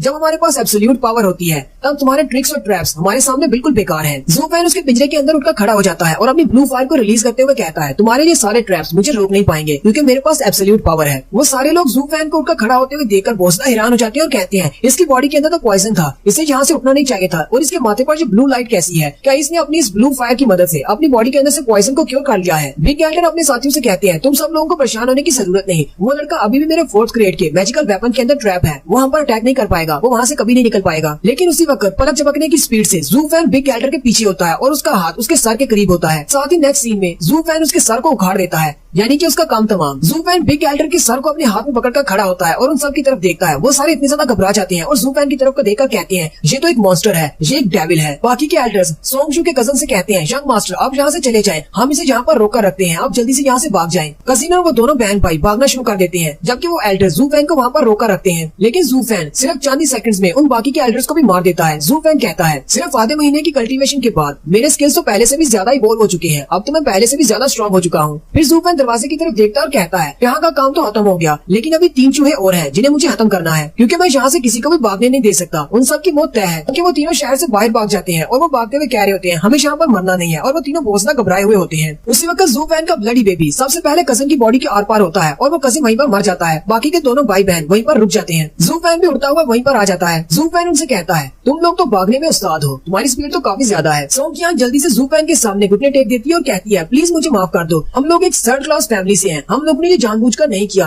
अंकल सॉन्ग ने हमें मजबूर किया था ये सब कुछ करने के लिए। अगर हम लोग जो नहीं करते तो की फैमिली वाले और योमिंग वैली वाले, इसलिए हमने ये किया है। अगर तुम्हें मुझसे बदला लेना है तो मुझे मार डालो, मेरे भाई को छोड़ दो, मेरे भाई ने इस सब में कुछ भी नहीं किया, मेरा भाई हमारी फैमिली का इकलौता मेल मेंबर है। ज़ूफेन कहता है, तुम लोग तो बिल्कुल लू फैमिली की तरह हो, तुम लोग भी आखिरी 2 बचे हुए मेंबर हो, एक लड़की और एक यंग मास्टर, तुम्हारी सिचुएशन भी बिल्कुल सेम है। सोंगकियान से कहती है, तुम्हारा मतलब तुम्हारी लू फैमिली से है, तुम्हारी लू फैमिली जब तुम्हें मिली थी उनकी हालत भी ऐसी ही थी। ज़ूफेन आसमान की तरफ देखता और कहता है, हाँ तुम लोग लू फैमिली से बहुत ज्यादा मिलते जुलते हो, इसलिए मेरा दिल नहीं कर रहा तुम लोगों को मारने का। ये बात सुनते ही वो दोनों भाई बहन बहुत ज्यादा खुश हो जाती हैं कि ये हमें नहीं मारने वाला। लेकिन साथ ही ज़ूफेन अपने ब्लडी बेबी को रिलीज करता है और कहता है, लेकिन अफसोस की बात तो ये है कि तुम दोनों लू फैमिली जैसे नहीं हो। लू फैमिली वाले बहुत ज्यादा अच्छे थे, लेकिन तुम दोनों कुछ ज्यादा ही स्मार्ट हो, कुछ ज्यादा ही जीनियस हो। और साथ ही वो अपने ब्लडी बेबी को यूज करते हुए उन दोनों को वहीं पर मार देता है। और साथ ही ज़ूफेन कहता है, अब वक्त आ चुका है रेन फ्लावर टावर में जाने का। तो कमेंट करके बताइएगा कि किस किस को लगा था कि ज़ूफैन इन दोनों भाई बहन को छोड़ देगा। हालांकि उसने दोनों भाई बहन को मार दिया, लेकिन मुझे बहुत ज्यादा एक्साइटमेंट हो रही थी ये वाला सीन देखकर। एपिसोड 55 की शुरुआत रेनफ्लावर टावर में होगी, जहाँ पर 100 पिल फेस्टिवल यानी कि बाइडन फेस्टिवल होने वाला है। एपिसोड की एक्सप्लेनेशन अच्छी लगी हो तो कमेंट करके जरूर बताइएगा। चैनल को सब्सक्राइब कर दे, वीडियो को लाइक और शेयर कर दे। शुक्रिया। हेलो गाइस, कैसे हैं आप सब लोग। द बुक ऑफ एस्पर के एपिसोड 55 के साथ हाजिर हूँ। अभी तक जिसने मेरे चैनल को सब्सक्राइब नहीं किया हुआ, मेरे चैनल को सब्सक्राइब कर दे और वीडियो को लाइक और शेयर कर दे। शुक्रिया। तो एपिसोड की शुरुआत में रेनफ्लावर टावर यानी कि हेयू सिटी का सीन दिखाया जाता है, जहाँ पर आपने कंफ्यूज नहीं होना। लास्ट एपिसोड के एंड पे जिन दोनों बहन भाइयों को ज़ूफैन ने मारा था, उनमें से जो भाई था यानी सोंगजू, ज़ूफैन ने उसकी बॉडी ले ली है और उसका बेस बदलकर यहाँ पर आया है ताकि उसे कोई पहचान न सके। ज़ूफैन यहाँ पर आने के बाद सोंगजू के सबसे बेस्ट फ्रेंड उसके साथ मिलता है और उसके साथ बैठा पी रहा होता है, और यही बात ज़ूफैन उस बंदे के बारे में बताता है कि इस लड़के का नाम डोंग टियानबा है। ये यहाँ पर हेयू सिटी में एक फर्स्ट क्लास की फैमिली से ताल्लुक रखता है, और अगर टियानजू एम्पायर में देखा जाए तो ये सेकंड क्लास फैमिली बनती है। कुछ अर्सा पहले डोंग टियानबा अपने फादर के ऑर्डर्स को फॉलो करते हुए रेनफ्लावर टावर में गया था, जहाँ पर ये अपने एक दोस्त को मिला जिसका नाम सोंगजू था, जो कि एक बुरा फ्रेंड है। इसका बेस बदलकर मैं इसके सामने बैठा हुआ हूँ, और ये सोंगजू बहुत बड़ा कमीना इंसान है। ये हमेशा से ही आगे बढ़ना चाहता था। इसका मकसद ये था कि ये किसी बड़ी फैमिली की लड़की से शादी करके अपनी फैमिली को राइज कर सके। सोंगजू ने डोंग टियानबा के साथ अपनी दोस्ती को बढ़ाया ताकि वो उसकी बहन के साथ शादी कर सके, जिसका नाम डोंग ज़ाओवैन है। लेकिन सोंगजू का ये प्लान कामयाब नहीं हो सका, क्योंकि डोंग फैमिली में सिर्फ एक ही लड़की है, मास्टर की सिर्फ एक ही बेटी है, और उन्होंने अपनी बेटी का रिश्ता इसको देने से इनकार कर दिया, और साथ ही डोंग टियानबा को भी घर से निकाल दिया, क्योंकि टियानबा अपने दोस्त सोंगजू को रिश्ते के लिए घर लेकर गया था। इसने रिकमेंड किया था कि वो अपनी बहन की शादी इसके साथ करवाना चाहता है, जबकि टियानबा की बहन भी इससे बहुत ज्यादा गुस्सा है, क्योंकि उसे भी लगता है कि सोंगजू एक बहुत ही निकम्मा इंसान है और वो उसके साथ शादी नहीं कर सकती। लेकिन सोंगजू, जो कि पूरी दुनिया की नजर में कचरे के अलावा कुछ भी नहीं, और इसकी फैमिली की नजर में भी उसकी यही औकात है, लेकिन फिर भी डोंग टियानबा की नजर में वो उसका सबसे ज्यादा बेस्ट और जिगरी यार था। यहाँ तक कि टियानबा उसे अपनी सारी बातें बताता था। वो दोनों बैठे पी रहे होते हैं। टियानबा को जब चढ़ जाती है तो टियानबा कहता है, मेरी फैमिली वाले तो बिल्कुल बेवकूफ हैं, वो इस बात को समझते नहीं। मुझे पता है मेरे ब्रदर तुम कितने ज्यादा अच्छे हो, मैं अपनी बहन की शादी तुमसे करवाना चाहता हूँ, लेकिन वो इस बात को मानते नहीं। क्योंकि ज़ूफैन अंदर से सोच रहा होता है, ये किस किस्म का इंसान है, सिर्फ 2 गिलास इसके साथ बैठकर पी क्या लो, ये तो अपनी बहन ही में देने को तैयार हो जाता है। अगर मैं इसका बाप होता तो इसकी ऐसी हरकत के ऊपर मैं तो इसे घर से कब का निकाल देता। आखिर इस टियानबा का मसला क्या है, ये अपनी बहन को उस लड़के से शादी क्यों नहीं करने देता जिससे वो पसंद करती है। तो मुझे डोंग फैमिली के फ्यूचर की फिक्र हो रही है। अगर उनका यंग मास्टर इस तरह का है तो फिर तो डोंग फैमिली का बेड़ा गर्क हो चुका है, और साथ ही उस लड़की बेचारी की भी, जिसकी शादी ये किसी के साथ भी करवा सकता है। टियानबा ज़ूफैन से कहता है, ब्रदर सोंग, तुम्हारी बहन कहाँ पर है, वो तुम्हारे साथ नहीं आई। ज़ूफैन उसे कहता है, मेरी बहन मेरे साथ आई थी, वो मुझे यहाँ पर छोड़कर वापस घर चली गई है। और साथ ही ज़ूफैन सोंगजू वाला डायलॉग बोलता है और उसे कहता है, टियानबा, तुम्हें नहीं पता ये दुनिया बहुत ज्यादा बड़ी है और इस दुनिया में बहुत ही खूबसूरत लड़कियाँ हैं, तुम्हें हमेशा मेरी बहन के पीछे क्यों पड़ना है। मेरी बहन के अलावा भी बहुत सारी खूबसूरत लड़कियाँ हैं, तुम उनको भी देख सकते हो। जंगल में बहुत सारे दरख्त हैं, हम सिर्फ एक ही दरख्त के साथ क्यों चिपके रहे। और वैसे भी मैंने सुना है कि रेनफ्लावर टावर में बहुत सारी खूबसूरत लड़कियां हैं। टियानबा उसे कहता है, लगता है शायद तुम्हें इस बारे में पता नहीं, रेनफ्लावर टावर में जितनी भी लड़कियां हैं, हम मर्द उनको हाथ नहीं लगा सकते। साथ ही वो अपने आसपास देखता है और उसे कहता है, क्या तुम्हें पता है कि पूरी 7 नोबल फैमिलीज में से यही सिर्फ एक नोबल फैमिली है जिसमें सारी की सारी हेड एल्डर्स औरतें हैं। जहाँ पर रेनफ्लावर टावर में औरतों का स्टेटस बहुत ज्यादा हाई है। पिछले कुछ 100 सालों से हम लोग दूसरी फैमिली से मर्दों को हायर करते हैं शादी करने के लिए, जहाँ की औरतों से वो शादी करते हैं और बच्चे पैदा करते हैं। ज़ूफैन उसे कहता है, तो इसका मतलब तुम्हारी जैसी छोटी फैमिलीज वाले रेनफ्लावर टावर की किसी लड़की से शादी नहीं कर सकते। टियानबा उसे कहता है, ब्रदर मुझे ऐसा लगता है जैसे मैं तुम्हें जानता ही नहीं, तुम कैसी अजीब सी बहकी बहकी बातें कर रहे हो। तुम अच्छी तरह से जानते हो कि यहाँ पर किसी लड़की को परस्यू करना या फिर उसके साथ फ्लर्ट करना या फिर उसके पीछे लगना ये बहुत बड़ा गुनाह समझा जाता है और इसके लिए हमें सजा भी दी जा सकती है। ये बात सुन के वो बहुत ज्यादा हैरान हो जाता है। ज़ूफैन उसे कहता है, अच्छा मुझे बाकी के रूल्स के बारे में बताओ, यहाँ पर और कौन कौन से रूल्स हैं। अच्छा हम लोग इस होटल में रह रहे हैं, यहाँ पर रहने के भी कोई रूल्स है। डोंग टियानबा उसे कहता है, हाँ जब यहाँ पर 100 पिल फेस्टिवल होता है तो यहाँ पर बहुत सारी फैमिलीज आती है, और यहाँ पर जितनी भी फैमिलीज आती है सबके रहने के लिए रेनफ्लावर टावर में बंदोबस्त किया जाता है। जबकि 3rd क्लास की जो फैमिलीज होती हैं वो स्लम एरिया में जाकर रहती हैं। जो 2nd क्लास फैमिलीज होती हैं वो इस तरह के होटल्स में रह सकती हैं जहाँ पर इस वक्त हम लोग बैठे हुए हैं। फर्स्ट क्लास फैमिलीज वाले वो टावर में जाकर रहते हैं, और यहाँ पर 7th फैमिलीज वाले भी आने वाले हैं। ज़ूफैन चौंक जाता है और कहता है, क्या यहाँ पर 7th फैमिली वाले भी आते हैं। टियानबा से कहता है, हाँ यहाँ पर 7 फैमिलीज वाले आते हैं। अब मुझे पता है कि किंगडम की 7 फैमिलीज हमेशा आपस में लड़ती रहती हैं कि जब 100 पिल फेस्टिवल होता है तो उन्हें इन्वाइट किया जाता है और वो सारे लोग यहाँ पर आते हैं, क्योंकि फ्लावर रेन सिटी में जो नोबल फैमिली रहती है ये न्यूट्रल है, ये कभी भी इनके साथ वार नहीं करती। 7 फैमिलीज में से अगर ज्यादा नहीं तो 3-4 तो यहाँ पर लाजमी आएंगे, और योमिंग वैली वाले तो यहाँ पर पहले से ही आ चुके हैं, और इसके अलावा कोहुई फॉरेस्ट वाले भी यहाँ पर आ चुके हैं। जू फैन कहता है जब मैं इस शहर के अंदर दाखिल हो रहा था उस वक्त मुझे वहाँ पर गेट पर बहुत सारे योमिंग वैली के स्टूडेंट नजर आए। वो भी मुझसे पूछताछ कर रहे थे मेरे बारे में, यानी कि जू फैन के बारे में पूछताछ कर रहे थे। जू फैन कहता है वो लोग यहाँ पर अकेले नहीं आए होंगे, यहाँ पर लाजमी तौर पर कोई ना कोई एल्डर आया होगा और वो एल्डर 7th एल्डर से ज्यादा स्ट्रॉन्ग होगा, क्योंकि अगर उसे लगता है कि मैं यहाँ पर आने वाला हूँ तो वो मुझसे फाइट कर सकेगा। जू फैन टियानबा से कहता है योमिंग वैली से कौन से एल्डर यहाँ पर आने वाले हैं। डोंग टियानबा सारी लाते हुए कहता है मुझे नहीं पता, हम लोग रेनफ्लावर टावर में नहीं जा सकते। उसी वक्त बाहर से एक लड़का भागता हुआ आता है और डोंग टियानबा से कहता है डोंग टियानबा जल्दी से मेरे साथ चलो, तुम्हारी बहन बहुत बड़ी मुश्किल में है। टियानबा गुस्से के साथ उठकर खड़ा हो जाता है और कहता है क्या हुआ मेरी बहन के साथ, चलो जल्दी से वहाँ पर चलते हैं। जू फैन कहता है मुझे भी अपने साथ ले चलो।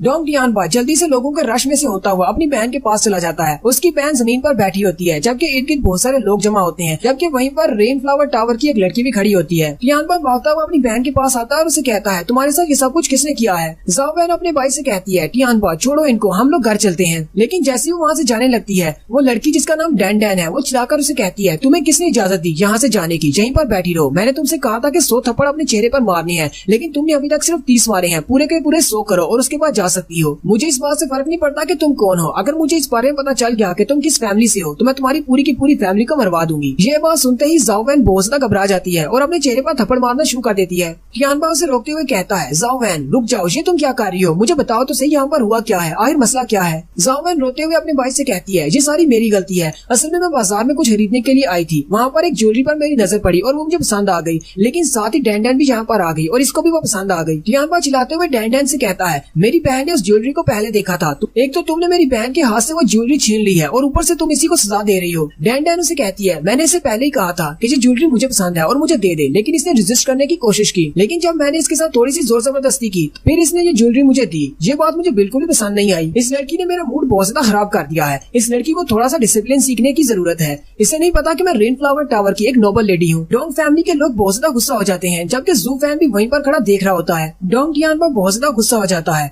और डैन डैन को पंच मारने के लिए आगे बढ़ता है और कहता है आज अगर मैंने तुम्हारे सारे दांत तोड़कर जमीन पर न बिखेर दिए तो मैं भी जाओ वैन का भाई नहीं हूँ। लेकिन जैसे ही वो उसे पंच मारने के लिए उसके करीब पहुंचता है वहीं भीड़ में से एक और मास्टर निकलता है, टियानबा को पंच मारते हुए पीछे की तरफ गिरा देता है। यहीं पर डैन डैन कहती है चलो फिर एक गेम खेलते हैं, यहाँ पर जाओ वैन की तरफ से तुम हो और यहाँ पर मेरी तरफ से मेरा होने वाला हस्बैंड है। हम लोग एक गेम खेलते हैं, मेरे होने वाले हस्बैंड आगे बढ़ेंगे और तुम्हारी बहन के कपड़े फाड़ेंगे, लेकिन तुम्हें उसे रास्ते में रोकना होगा। अगर तुम उसे रोक सके तुम्हें उसे सिर्फ एक बार हिट करना है, अगर तुम उसे हिट कर पाए तो वो रुक जाएगा, अगर तुम उसे नहीं रोक सके तो वो तुम्हारी बहन के सारे कपड़े यही सारी भीड़ के सामने फाड़ देगा। डैन डैन का होने वाला हस्बैंड कू हाई फोरेस्ट जो कि एक नोबल फैमिली है, 7 बड़ी फैमिलीज में से उसका यंग मास्टर है। वो जाओ वैन की तरफ घूर कर देखता है और कहता है अब जबकि मेरी होने वाली वाइफ ने मुझे ऐसा करने का कहा है तो मैं तो ऐसा जरूर करूंगा। जबकि जाओ वैन उसकी तरफ देखकर बहुत ज्यादा घबरा जाती है और अपनी इज्जत बचाने की कोशिश कर रही होती है। मास्टर ली जुबान फेरते हुए कहता है ये सिर्फ एक गेम है, बाद में तुम लोग हमसे इसका बदला नहीं ले सकते। दूसरी बात मैं कोई ठरकी इंसान नहीं हूँ, मेरी होने वाली बीवी ने इस तरह की गेम के रूल सेट किए हैं, इसलिए मैं तुम्हारे कपड़े जरूर फाड़ूंगा। टियानबा उसे कहता है मास्टर लीन हमने डैन डैन के सारे रूल्स को क्लियरली सुना है, हालांकि ये एक गेम है लेकिन हमारे पास इतनी स्ट्रेंथ नहीं है कि हम आपको रोक सकें। आप एक नोबल फैमिली के यंग मास्टर हैं जबकि हम लोग एक 2nd क्लास फैमिली से हैं। एंड डैन टियानबा से कहती है तुम्हें बस इसे सिर्फ एक बार रोकना है, अगर तुम सिर्फ इसे एक बार रोकने में कामयाब होगे तो हम लोग यहाँ से चले जाएंगे और तुम्हारी बहन को छोड़ देंगे। टियानबा उसे कहता है नहीं, हम लोग अपनी हार मानते हैं, हम लोगों ने आपको ऑफेंड किया है, हमें ये गेम नहीं खेलनी, आप हमें कोई और सजा दे सकते हैं। मास्टर लीन थोड़ा सा मुस्कुराता है और पलक झपकने की स्पीड से वो जाओ वैन के ऊपर वाले कपड़े उतार कर वापिस आ जाता है। जाओ वैन भी वहाँ पर खड़ी खड़ी चिल्लाना शुरू कर देती है जबकि मास्टर लीन उसके कपड़ों को सुनते हुए कहता है ये गेम तो शुरू हो चुकी है, अगर तुम रोक सकते हो तो रोक लो। टियानबा बहुत ज्यादा गुस्सा हो जाता है और कहता है ये लोग यहाँ पर हमें सिर्फ बुली नहीं कर रहे बल्कि हमें जानवरों की तरह ट्रीट कर रहे हैं, वहाँ से क्या फर्क पड़ता है कि ये 7 बड़ी फैमिलीज में से हैं, हम लोग अगर छोटी फैमिली से हैं तो क्या हम लोग कचरा हैं, तो हमारे साथ इस तरह किया जाएगा। मास्टर लीन उसके कपड़े फाड़ने के बाद अपनी होने वाली वाइफ से कहता है डैन डैन मैं बिल्कुल भी ऐसा नहीं हूँ, ये तो तुमने कहा है तो मैं इसलिए ऐसा कर रहा हूँ, तुम्हें पता है कि मुझे लड़कियों का जरा भी ठरकपना नहीं है, मैं सिर्फ तुम्हारा हूँ। वो उसे कहती है तुम्हें इस सारी बात को एक्सप्लेन करने की जरूरत नहीं, ये सब कुछ करने की मैंने तुम्हें इजाजत दी है और वैसे भी नेक्स्ट जुलाई में हम दोनों की शादी होने वाली है, मैं वैसे भी ब्याह कर तुम्हारी फैमिली में चली जाऊंगी, तो इस बात से कोई फर्क नहीं पड़ता अगर तुम यहाँ पर थोड़ा सा मजा कर लेते हो। मास्टर लीन फिर से जाओ वैन की तरफ घूर कर देखता है और कहता है अब जबकि मेरी वाइफ तुम्हारे कपड़ों को यहाँ पर उतारने से मुझे कोई भी नहीं रोक सकता। और यहीं पर हमारी एपिसोड 55 का एंड होता है। एक्सप्लेनेशन अच्छी लगी हो तो कमेंट करके जरूर बताइएगा। चैनल को सब्सक्राइब कर दें, वीडियो को लाइक और शेयर कर दें। शुक्रिया। हेलो गाइस, कैसे हैं आप सब लोग। द बुक ऑफ एस्पर के एपिसोड 56 के साथ हाजिर हूं। तो लास्ट एपिसोड में आपको याद है कि एक बड़ी ही इंटरेस्टिंग गेम शुरू थी जिसमें टियानबा को सामने वाले बंदे को रोकना है। अगर वो उसको रोक नहीं पाया तो वो बंदा उसकी बहन के कपड़े उतारता जाएगा, लेकिन अगर वो उसे एक बार भी रोक लेता है तो वो उसे छोड़ देंगे। ज़ूफेन वहीं पर भीड़ में खड़ा होता है। वो मास्टर लिन की तरफ देखता और कहता है, मास्टर लिन के पास 7th ग्रेड की बोन फॉर्जिंग राम की पावर है, लेकिन ये सिर्फ अपनी 6th ग्रेड की पावर को यूज कर पा रहा है क्योंकि इसने अपनी सारी पावर को अपनी स्पीड को एनहेंस करने में लगा दिया है। लेकिन बोन फॉर्जिंग राम में अपनी स्पीड को बढ़ाने से कोई खास फायदा नहीं होता क्योंकि इसने अपनी स्पीड को तो बढ़ा लिया है, लेकिन इसकी स्ट्रेंथ अभी भी वीक है। सिर्फ स्पीड ही काफी नहीं होती बल्कि स्ट्रेंथ भी होनी चाहिए। फ्यूचर में ये जितना ज्यादा अपने आप को कल्टीवेट करता जाएगा और जो लेवल अप होगा इसकी स्ट्रेंथ उतनी ज्यादा कम होती जाएगी, हालांकि इसकी स्पीड बढ़ती जाएगी। लेकिन मास्टर लिन तो अभी से एक इनवैलिड पर्सन है, यानी कि ये अपनी कल्टीवेशन के हिसाब से परफेक्ट नहीं है। लेकिन टियानबा और उसके दोनों एल्डर इसका मुकाबला नहीं कर पाएंगे क्योंकि टियानबा से ये काफी ज्यादा स्ट्रॉन्ग है। टियानबा अपने एल्डर से चिल्लाकर कहता है, जल्दी से मेरी बहन को कवर करो, मैं इसको रोकने की कोशिश करता हूँ, उसे इस तक पहुँचने मत देना। मास्टर लिन उनसे कहता है, ऐसा करने का कोई भी फायदा नहीं क्योंकि तुम सब लोग बहुत ज्यादा कम हो, तुम सब लोग मिलकर भी इसको नहीं बचा पाओगे। जितनी मेरे पास स्पीड है तुम सब लोग तो मुझे देख भी नहीं पाओगे। और साथ ही पलक झपकने की स्पीड से वो आगे बढ़ता है और उन तीनों एल्डर्स के बीच में से उसका एक और कपड़ा उतार कर ले आता है और कहता है, तुम लोग तो देख भी नहीं पाए, मैं उसके दूसरे कपड़े भी उतार कर ले आया हूँ और इसके कपड़ों की स्मेल तो बहुत ज्यादा अच्छी है, मुझे तो इससे प्यार होता जा रहा है। मैं तुझे देखने के लिए बहुत ज्यादा बेताब हूँ कि इन नीचे वाले कपड़ों के नीचे उसकी बॉडी कैसी है। ज़ाओवैन और भी ज्यादा रोना शुरू कर देती है और अपनी बॉडी को कवर करते हुए अपने भाई से कहती है, टियानबा जल्दी से कुछ करो। उसका भाई उसे कहता है, मुझे पता है लेकिन मैं क्या कर सकता हूँ, वो बहुत ज्यादा स्ट्रॉन्ग और पावरफुल है और उसकी स्पीड बहुत ज्यादा है। टियानबा भी काफी ज्यादा घबराया हुआ होता है और कहता है, अब मैं क्या करूँ, मैं अपनी बहन को कैसे प्रोटेक्ट करूँ। जबकि डैन चिल्लाकर मास्टर लिन से कहती है, जल्दी करो, मेरे पास इतना टाइम नहीं है। मास्टर लिन फिर से आगे बढ़ते हैं और बड़ी स्पीड के साथ उन सारे एल्डर्स के बीच से होते हुए ज़ाओवैन के बचे हुए कपड़े जो कि सिर्फ उसकी ब्राई बची है उसको उतारने के लिए आगे बढ़ते हैं। टियानबा चिल्लाकर अपनी बहन से कहता है, ज़ाओवैन मुझे माफ कर देना, तुम्हारा भाई तुम्हें प्रोटेक्ट नहीं कर सकता। लेकिन जैसे ही उसका हाथ उसकी ब्रा तक पहुंचने लगता है उसी वक्त हमारे हीरो की एंट्री होती है। हमारा हीरो यानी कि ज़ूफेन उसका हाथ पकड़ लेता है। मास्टर लिन मुझे देखकर बहुत हैरान हो जाते हैं। मास्टर लिन से कहता है, ये तो लास्ट टाइम था, इसके बाद गेम खत्म हो जाएगी, क्यों ना मुझे भी ऐड कर लिया जाए, मैं टियानबा की साइड से खेलूंगा। मास्टर लिन उससे अपने हाथ को छुड़वाकर जल्दी से पीछे की तरफ जंप कर जाता है। डैन ज़ूफेन से पूछती है, तुम कौन हो। ज़ूफेन ज़ाओवैन की तरफ इशारा करते हुए कहता है, मैं इस लड़की का हस्बैंड हूँ। जबकि ज़ाओवैन शर्माते हुए बहुत हैरान हो जाती है कि इस लड़के ने ये क्या कह दिया। वहाँ पर मौजूद सारे लोग जो कि तमाशा देख रहे होते हैं वो भी ये बात सुनकर बहुत हैरान हो जाते हैं। ज़ूफेन उन सबसे कहता है, और सॉरी मैंने गलत कह दिया, असल में मैं इसका हस्बैंड नहीं, ये मेरी वाइफ है। वो सारे चिल्लाकर कहते हैं, दोनों का मतलब तो सेम ही होता है, बेवकूफ कहेंगे। लेकिन साथ ही ज़ूफेन फिर से हंसते हुए कहता है, मैं इसके घर में इसका हाथ मांगने के लिए गया था लेकिन इसकी फैमिली वालों ने मुझे रिजेक्ट कर दिया, तो आप लोग मुझे इसका एक्स हस्बैंड कह सकते हैं। डैन मास्टर लिन से कहती है, कोई बात नहीं, इसे भी ऐड कर लो, ये भी गेम का हिस्सा बन सकता है, ये तो सिर्फ बोन फॉर्जिंग राम की फर्स्ट लेवल पर है। और साथ ही डैन कहती है, ये तो और भी ज्यादा अच्छा हो जाएगा कि एक ऐसा इंसान जिस लड़की के साथ शादी करना चाहता था उसी लड़की को सभी लोगों के सामने नंगा होते हुए देखे, इसमें बहुत ज्यादा मजा आएगा। मास्टर लिन हंसना शुरू कर देता और कहता है, जब डैन को कोई मसला नहीं है तो फिर मुझे भी कोई मसला नहीं, तुम इस गेम को खेल सकते हो, चाहे अपनी डोंग फैमिली से कितने भी लोगों को ले आओ, तुम सब लोग मिलकर भी आज इस लड़की के कपड़े उतरने से नहीं बचा सकते। टियानबा ज़ूफेन से कहता है, ब्रदर तुम्हें इस सब में शामिल होने की जरूरत नहीं, ये मेरी फैमिली का मसला है, ये लोग बहुत ज्यादा स्ट्रॉन्ग है। ज़ूफेन आगे से हंसते हुए टियानबा से कहता है, तुम्हें परेशान होने की जरूरत नहीं, मैं तुम्हारा जीजा हूँ, मैं तुम्हारे लिए इतना तो कर ही सकता हूँ। टियानबा उसकी बात सुनकर रोना शुरू कर देता और कहता है, मुझे पहले से पता था कि मेरा ब्रदर बहुत ज्यादा अच्छा है, सोंगशु तुम तो बहुत ज्यादा अच्छे हो। जबकि ज़ाओवैन भी उसकी तरफ देखकर रो रही होती है। ज़ूफेन उसकी तरफ देखता और कहता है, तुम्हें परेशान होने की जरूरत नहीं, अब ये तुम्हारी बॉडी से एक कपड़ा भी और नहीं उतार पाएगा। और साथ ही ज़ाओवैन के दिल में भी एक घंटी बजती है। ज़ूफेन मास्टर लिन से कहता है, चलो फिर आ जाओ। मास्टर लिन उसका इशारा देकर बहुत ज्यादा गुस्सा हो जाता है, कहता है, इस बैस्टर्ड की हिम्मत कैसे हुई मुझे इशारा करने की, एक बार मैं इस लड़की को पूरा नंगा कर दूं, उसके बाद मैं इस लड़के से जरूर बदला लूंगा। टियानबा और उसकी बहन ये बात सुनकर बहुत ज्यादा डर जाते हैं। ज़ूफेन उसे कहता है, ब्रदर टियानबा तुम्हें इस तरह के जोकर से डरने की जरूरत नहीं, जब तक तुम्हारा ब्रदर सोंगशु यहाँ पर मौजूद है। डैन भी उसकी बात सुनकर हंसना शुरू कर देती है और कहती है, आज तो एक लड़के ने सारी महफिल के सामने आपकी बेइज्जती कर दी। मास्टर लिन आगे से हंसना शुरू कर देता है और कहता है, मुझे इस बात से फर्क नहीं पड़ता कि वो लड़का क्या कह रहा है, अभी देखना मैं उसके कपड़े उतारने के साथ साथ उसके ऊपर अटैक भी करूंगा और इसी एक्सीडेंट में वो मारी जाएगी। मास्टर लिन बड़ी स्पीड के साथ आगे की तरफ जंप करता है और कहता है, ज़ाओवैन ये तुम्हारी बॉडी पर लास्ट कपड़ा है, इसको उतारने के बाद तुम्हारी इज्जत उतर जाएगी, अब देखता हूँ कि इस मास्टर से तुम कैसे बचती हो। ज़ाओवैन और भी ज्यादा चिल्लाना शुरू कर देती है। मास्टर लिन उसके बहुत ज्यादा करीब पहुंच जाता है और कहता है, मैं तो बस पहुंच ही गया, लेकिन उसी वक्त उसके चेहरे पर एक जबरदस्त घूंसा पड़ता है और वो पीछे की तरफ गिर जाता है। डैन भी जो देखकर बहुत ज्यादा चौंक जाती है और कहती है, अभी अभी यहाँ पर हुआ क्या। ज़ूफेन मास्टर लिन से कहता है, तुम्हारी हिम्मत कैसे हुई मेरी बीवी पर हाथ डालने की। टियानबा भी देखकर बहुत ज्यादा हैरान होता है और कहता है, ऐसा कैसे हो सकता है ब्रदर सोंग, तुमने ऐसा कैसे कर लिया। ज़ूफेन उसे कहता है, मुझे नहीं पता, मैंने बस पंच मारा और मुझे लगा जैसे मेरे हाथ के साथ कोई चीज टकराई है, लेकिन साथ ही मेरा हाथ भी बहुत ज्यादा दर्द कर रहा है। टियानबा बहुत ज्यादा खुश हो जाता है और ज़ूफेन से कहता है, ब्रदर सोंग तुमने ऐसा कैसे कर लिया, मैं तो उसको देख भी नहीं पाया, तुम उसको कैसे देख सकते हो, उसकी स्पीड तो बहुत ज्यादा थी। ज़ूफेन कहता है, उसको देखने की की क्या जरूरत है, चाहे उसकी स्पीड कितनी भी ज्यादा क्यों ना हो, उसका टारगेट तो सिर्फ एक ही था, यानी वो ज़ाओ वैन की तरफ आगे बढ़ रहा था। मुझे बस वहीं पर फोकस करके पंच मारना था। अब वो तो कोई बेवकूफ ही होगा जो कि उसको ढूंढने की कोशिश करेगा, क्योंकि उसे ढूंढने की क्या जरूरत है, वो जितनी भी स्पीड से आएगा वो आएगा तो सीधा ज़ाओ वैन की तरफ ही। इसलिए मैं जहाँ पर पहले से खड़ा था वो जैसे यहाँ पर पहुंचा मैंने पंच मार दिया। ये बात सुन के टियानबा और उसके सारे एल्डर्स बहुत ज्यादा हैरान हो जाते हैं और कहते हैं, ब्रदर सॉन्ग तुम तो बहुत बड़े जीनियस हो, हमें तो इस बारे में पता ही नहीं था कि चाहे उसकी स्पीड कितनी ही ज्यादा क्यों ना हो, उसका टारगेट तो ज़ाओ वैन है। हमें सिर्फ ज़ाओ वैन पर नजर रखनी है, क्योंकि वो ज़ाओ वैन पर अटैक करने के लिए बढ़ रहा है। एल्डर भी हंसना शुरू हो जाते हैं और कहते हैं, ये लड़का तो वाकई में एक जीनियस है, इसी वजह से टियानबा अपनी बहन की शादी इससे करवाना चाहता था। टियानबा अपनी बहन से कहता है, छोटी बहन क्या तुमने देखा ये लड़का कितना बड़ा जीनियस है, मैं इसीलिए तुम्हारे लिए इसका रिश्ता लेकर आया था, मैं चाहता हूँ कि तुम इससे शादी कर लो, ये बहुत बड़ा जीनियस है। टियानबा कहता है, गेम के रूल्स बहुत ज्यादा सिंपल थे, हमने उसे बस एक बार रोकना था और हमने उसको रोक दिया है, अब ये गेम यहीं पर खत्म होती है, हम लोग वापस जा रहे हैं। लेकिन ज़ू वैन उसे कहता है, ब्रदर टियानबा तुम्हें किसने कह दिया कि ये गेम यहाँ पर खत्म हो गई है, जरा उनकी तरफ देखो। टियानबा जैसे उन दोनों की तरफ देखता है तो वो दोनों बहुत ज्यादा गुस्से में होते हैं। टियानबा आगे बढ़ता है और लेडी डैन डैन से कहता है, लेडी डैन डैन हम अपनी गलती को मानते हैं, हमने इस गेम को पूरा किया है, हमने मास्टर लिन को रोक लिया, अब आप हमें यहाँ से जाने दें।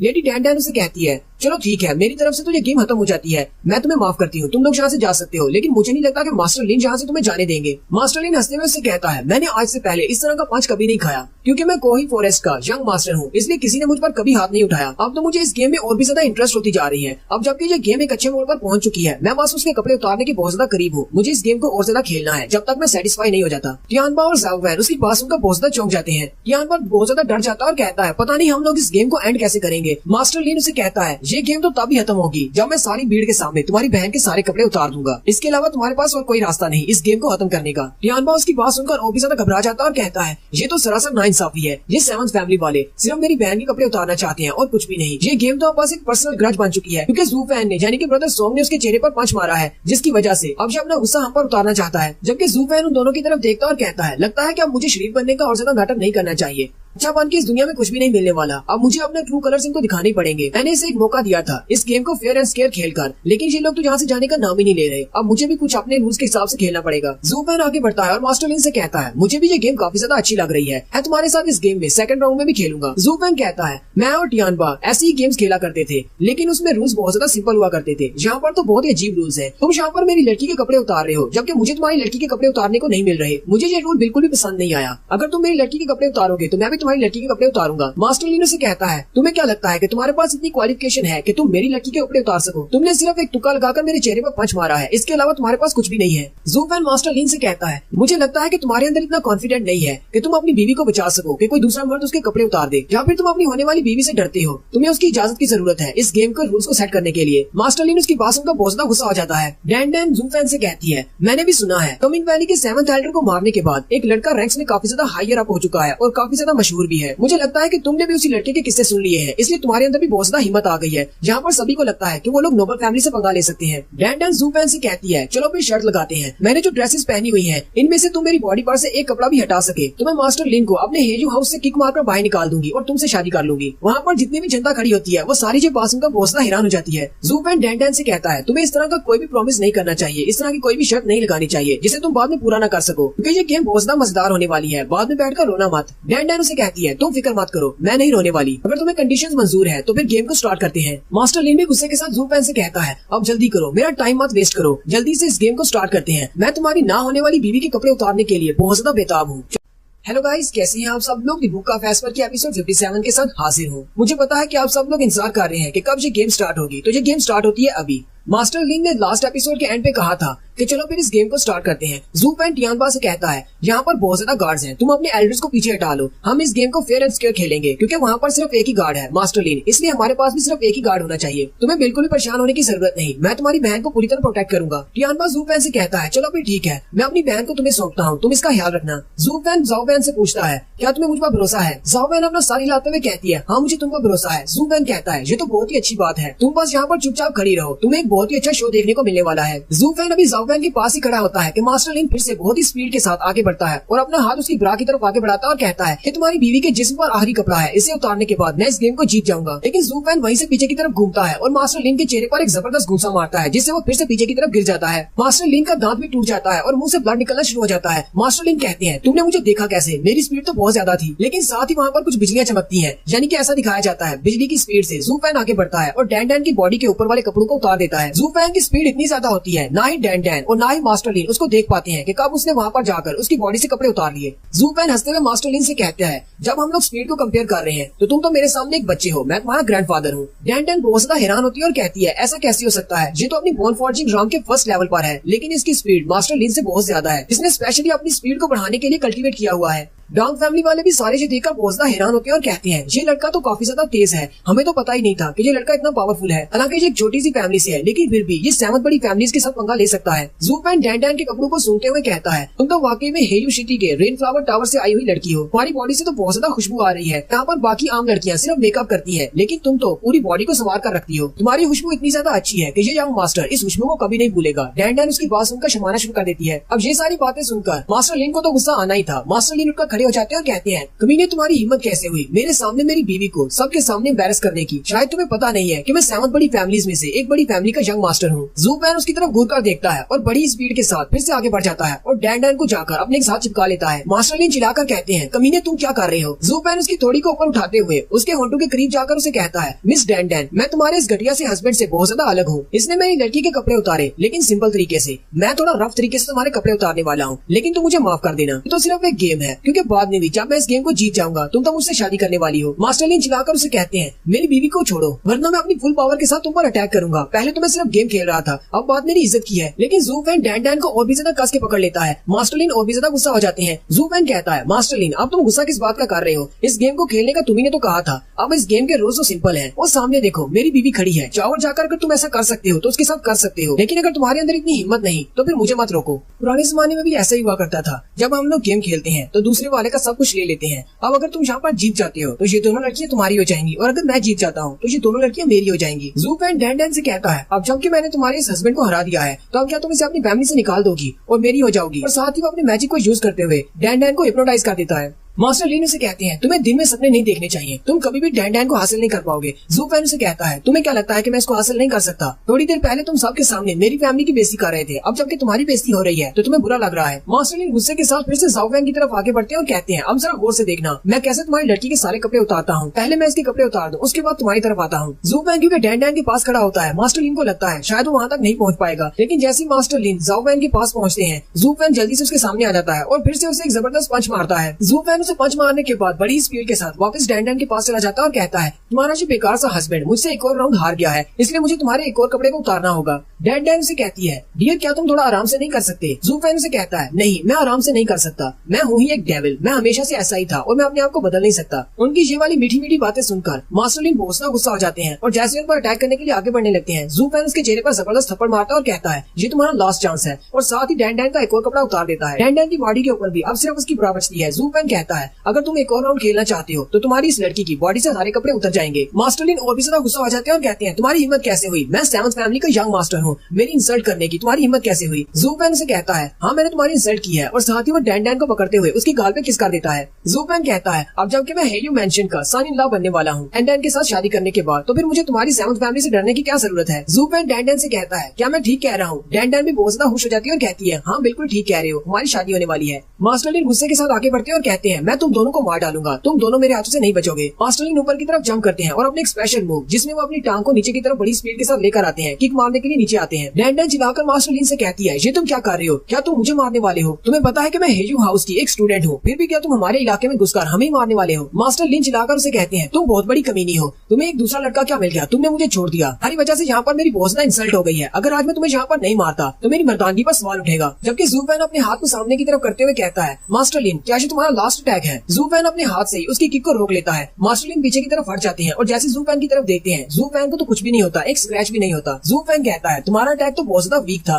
मास्टर लिन काफी ज्यादा घबरा जाते हैं और जू फैन से कहते हैं, लेकिन ऐसा कैसे हो सकता है, तुम तो एक बॉडी कल्टीवेटर हो, तुम्हारे पास इतनी स्पीड कहाँ से आ गई। जू फैन कहता है, तुम्हें किसने कह दिया कि बॉडी कल्टीवेटर वाले अपनी स्पीड को नहीं बढ़ा सकते, लेकिन तुम इस बात को नहीं समझ सकते। हालांकि तुम भी बोन फॉर्जिंग राम में हो, लेकिन तुमने अपनी स्पीड को इंक्रीज किया है जबकि अपनी बॉडी की स्ट्रेंथ को नहीं बढ़ाया, और मुझे तो इस बात का शुरू से पता था कि मेरे सामने तुम्हारे जीतने का कोई भी चांस नहीं। जू फैन आगे बढ़ता है और उसकी टांगों के दरमियान जबरदस्त किक मारता है और उसके अंडे फोड़ देता है। डॉग फैमिली वाले भी देखकर बहुत ज्यादा चौंक जाते हैं। रियान पर बहुत ज्यादा हैरान होता है और कहता है, सोंगजू इतना ज्यादा स्ट्रॉन्ग होगा, मैंने तो कभी सोचा भी नहीं था। ये अपनी बोन फॉर्जिंग राम के फर्स्ट लेवल पर है, लेकिन फिर भी इसने 7 बड़ी फैमिलीज में से एक फैमिली के यंग मास्टर को सिर्फ एक किक से हरा दिया, जो कि अपनी बोन फॉर्जिंग राम की 7th लेयर पर है। जू फैन से किक मारने के बाद डैंडन से कहता है, मिस डैंडन, तो अब तुमने देख लिया, मैं सिर्फ औरतों के साथ रफ नहीं हूँ, बल्कि मैं मर्दों के साथ भी ऐसे ट्रीट करता हूँ। अगर मेरी इस किक की वजह से तुम्हारा ये हस्बैंड बच जाता है और मरता नहीं, तो कम से कम इतना तो मैं कह सकता हूँ, ये फ्यूचर में कभी भी बच्चों का बाप नहीं बन पाएगा। अब इस सब के लिए मुझे ब्लेम मत करना। मिस डैन उसे कहती है, छोड़ो इसे, मुझे इसके बच्चों का क्या करना है, वैसे भी अब मेरी शादी तुमसे होने वाली है, मुझे तो तुम्हारे बच्चे चाहिए, और वैसे भी एक बार जब हमारी शादी हो जाएगी तो इन स्नोबल फैमिली वाले लोग तुम्हें परेशान नहीं कर पाएंगे। जू फैन उसे कहता है, तुम्हारा बहुत बहुत शुक्रिया, लेकिन एक चीज तो भी रह गई है, तुम्हारा ये यूजलेस हस्बैंड इस राउंड में हार गया है और इस गेम के रूल्स के मुताबिक अब मुझे तुम्हारे कपड़े फाड़ने होंगे। अब तुम्हारी बॉडी पर सिर्फ लास्ट कपड़े बचे हैं, अब मुझे इनको भी उतारना होगा। डैंडन काफी ज्यादा घबरा जाती है और जू फैन से कहती है, फ्यूचर में तुम मेरे हस्बैंड बनने वाले हो, क्या तुम चाहते हो कि मैं इन सभी के सामने एम्बैरेस हो जाऊं, फिर तुम इन सब के सामने मेरे कपड़े क्यों उतारना चाहते हो। जू फैन से कहता है, थोड़ी देर पहले मैंने कहा था, अगर तुम दूसरों की इंसल्ट करते हो तो तुम्हारी भी इंसल्ट होती है, यानी तुम जैसा करोगे वैसा ही तो भरोगे। मैंने ये सिर्फ तुम्हारे हस्बैंड के लिए नहीं कहा था, बल्कि तुम्हारे लिए भी कहा था। और साथ ही जू फैन अपने हाथ को आगे बढ़ाकर उसकी ब्रा को उतारने लगता है, लेकिन उसी वक्त ऊपर से कोई आता है और अपनी पट्टियों के साथ उसके हाथ को पकड़ लेता है, यानी उसके हाथ को बांध लेता है। जू फैन उसकी पावर लेवल को जल्दी से जज कर लेता है और कहता है, ये तो ह्यूमनली ड्रॉम में है, काफी ज्यादा स्ट्रॉन्ग है, मैं इसके सामने अपनी ट्रू आइडेंटिटी को दिखा नहीं सकता, इसलिए मुझे यहीं पर रुकना होगा। हेयू सिटी के मेन टावर की हेड वहाँ पर आती है और साथ ही वो डैंडन को भी अपनी पट्टियों में बांध देती है और उसे अपनी तरफ खींच लेती है। ऐसे ही वो वहाँ पर ग्राउंड में उतरती है, वहाँ पर जितने भी लोग होते हैं वो सारे उसके सामने झुककर उसे रिस्पेक्ट देते हैं। वो मास्टर आगे बढ़ती है और सीधा जाकर डैंडन के माथे पर उंगली लगाती है और उसके ऊपर जो हिप्नोसिस का असर होता है उसको खत्म कर देती है। डैंडन बहुत ज्यादा हैरान होती है और कहती है, यहाँ पर हो क्या रहा है, मैंने ऐसा कैसे कर दिया, मेरे साथ किसने किया। मास्टर उसे कहती है, तुम तो बहुत बड़ी बेवकूफ हो, तुम्हें पता भी नहीं तुम्हारे साथ यहाँ पर क्या हो गया, तुम्हें किसी ने हिप्नोटाइज किया था। साथ ही वो मास्टर जू फैन से कहती है, लिटिल ब्रदर, अगर तुम हमारी किसी हेयो हाउस की लड़की से शादी करना चाहते हो तो तुम्हें नहीं लगता कि तुम्हें इस तरह की ट्रिक्स को यूज नहीं करना चाहिए, हमारे साथ डायरेक्टली फाइट करो, अगर तुम हरा देते हो तो तुम उससे शादी कर सकते हो, दोबारा कभी भी इस तरह की हिप्नोसिस की ट्रिक्स को हमारी लड़कियों पर इस्तेमाल मत करना। जू फैन उसकी तरफ देखता और कहता है, ये तो वाकई में हेजू हाउस के टावर की हेड होने के लायक है, इसने तो सिर्फ एक बार देखकर ही पहचान लिया कि इस लड़की के ऊपर हिप्नोसिस का असर था। जू फैन हेड से कहता है, आपने जो कुछ भी कहा है वो बिल्कुल ठीक था, मेरा ऐसा कोई भी इरादा नहीं है, मैं डैंडन से शादी नहीं करना चाहता और ना ही इसको परस्यू कर रहा हूँ, मैं तो बस इसको एक सबक सिखाना चाहता था, क्योंकि इसने जो भी यहाँ पर किया है उसके लिए इसको एक सबक सिखाना जरूरी था। डैंडन चिल्लाते हुए मास्टर से कहती है, मास्टर इसकी बात मत सुने, ये झूठ बोल रहा है, इसने सारी क्राउड के सामने मुझे नंगा कर दिया, आपके डिसाइपल को नंगा किया है, इसने हम सबको शर्मिंदा कर दिया है, आप इसको सजा दें। मास्टर से कहती है, अपनी बकवास बंद करो, क्या तुम अभी भी झूठ बोलोगी, मुझे पता है कि सब कुछ तुमने किया है। वो मास्टर जू फैन से कहती है, चलो ठीक है, मैं तुम्हें इस बात के लिए माफ कर देती हूँ, क्योंकि तुमने एक अच्छी रीजन बताई है, तुम्हारे पास ये वजह नहीं होती तो मैं तुम्हें इसके लिए सजा दे सकती थी, क्योंकि तुमने हमारी हेजू हाउस की औरतों पर डार्क आर्ट्स को यूज किया है, और कभी भी इस तरह के डेविल मैजिक को हमारी औरतों पर यूज मत करना, वरना तुम्हें बहुत ही बुरी सजा दी जाएगी। और यहीं पर हमारी एपिसोड 57 का एंड होता है। एक्सप्लेनेशन अच्छी लगी हो तो कमेंट करके जरूर बताइएगा, चैनल को सब्सक्राइब कर दें, वीडियो को लाइक और शेयर कर दें, शुक्रिया।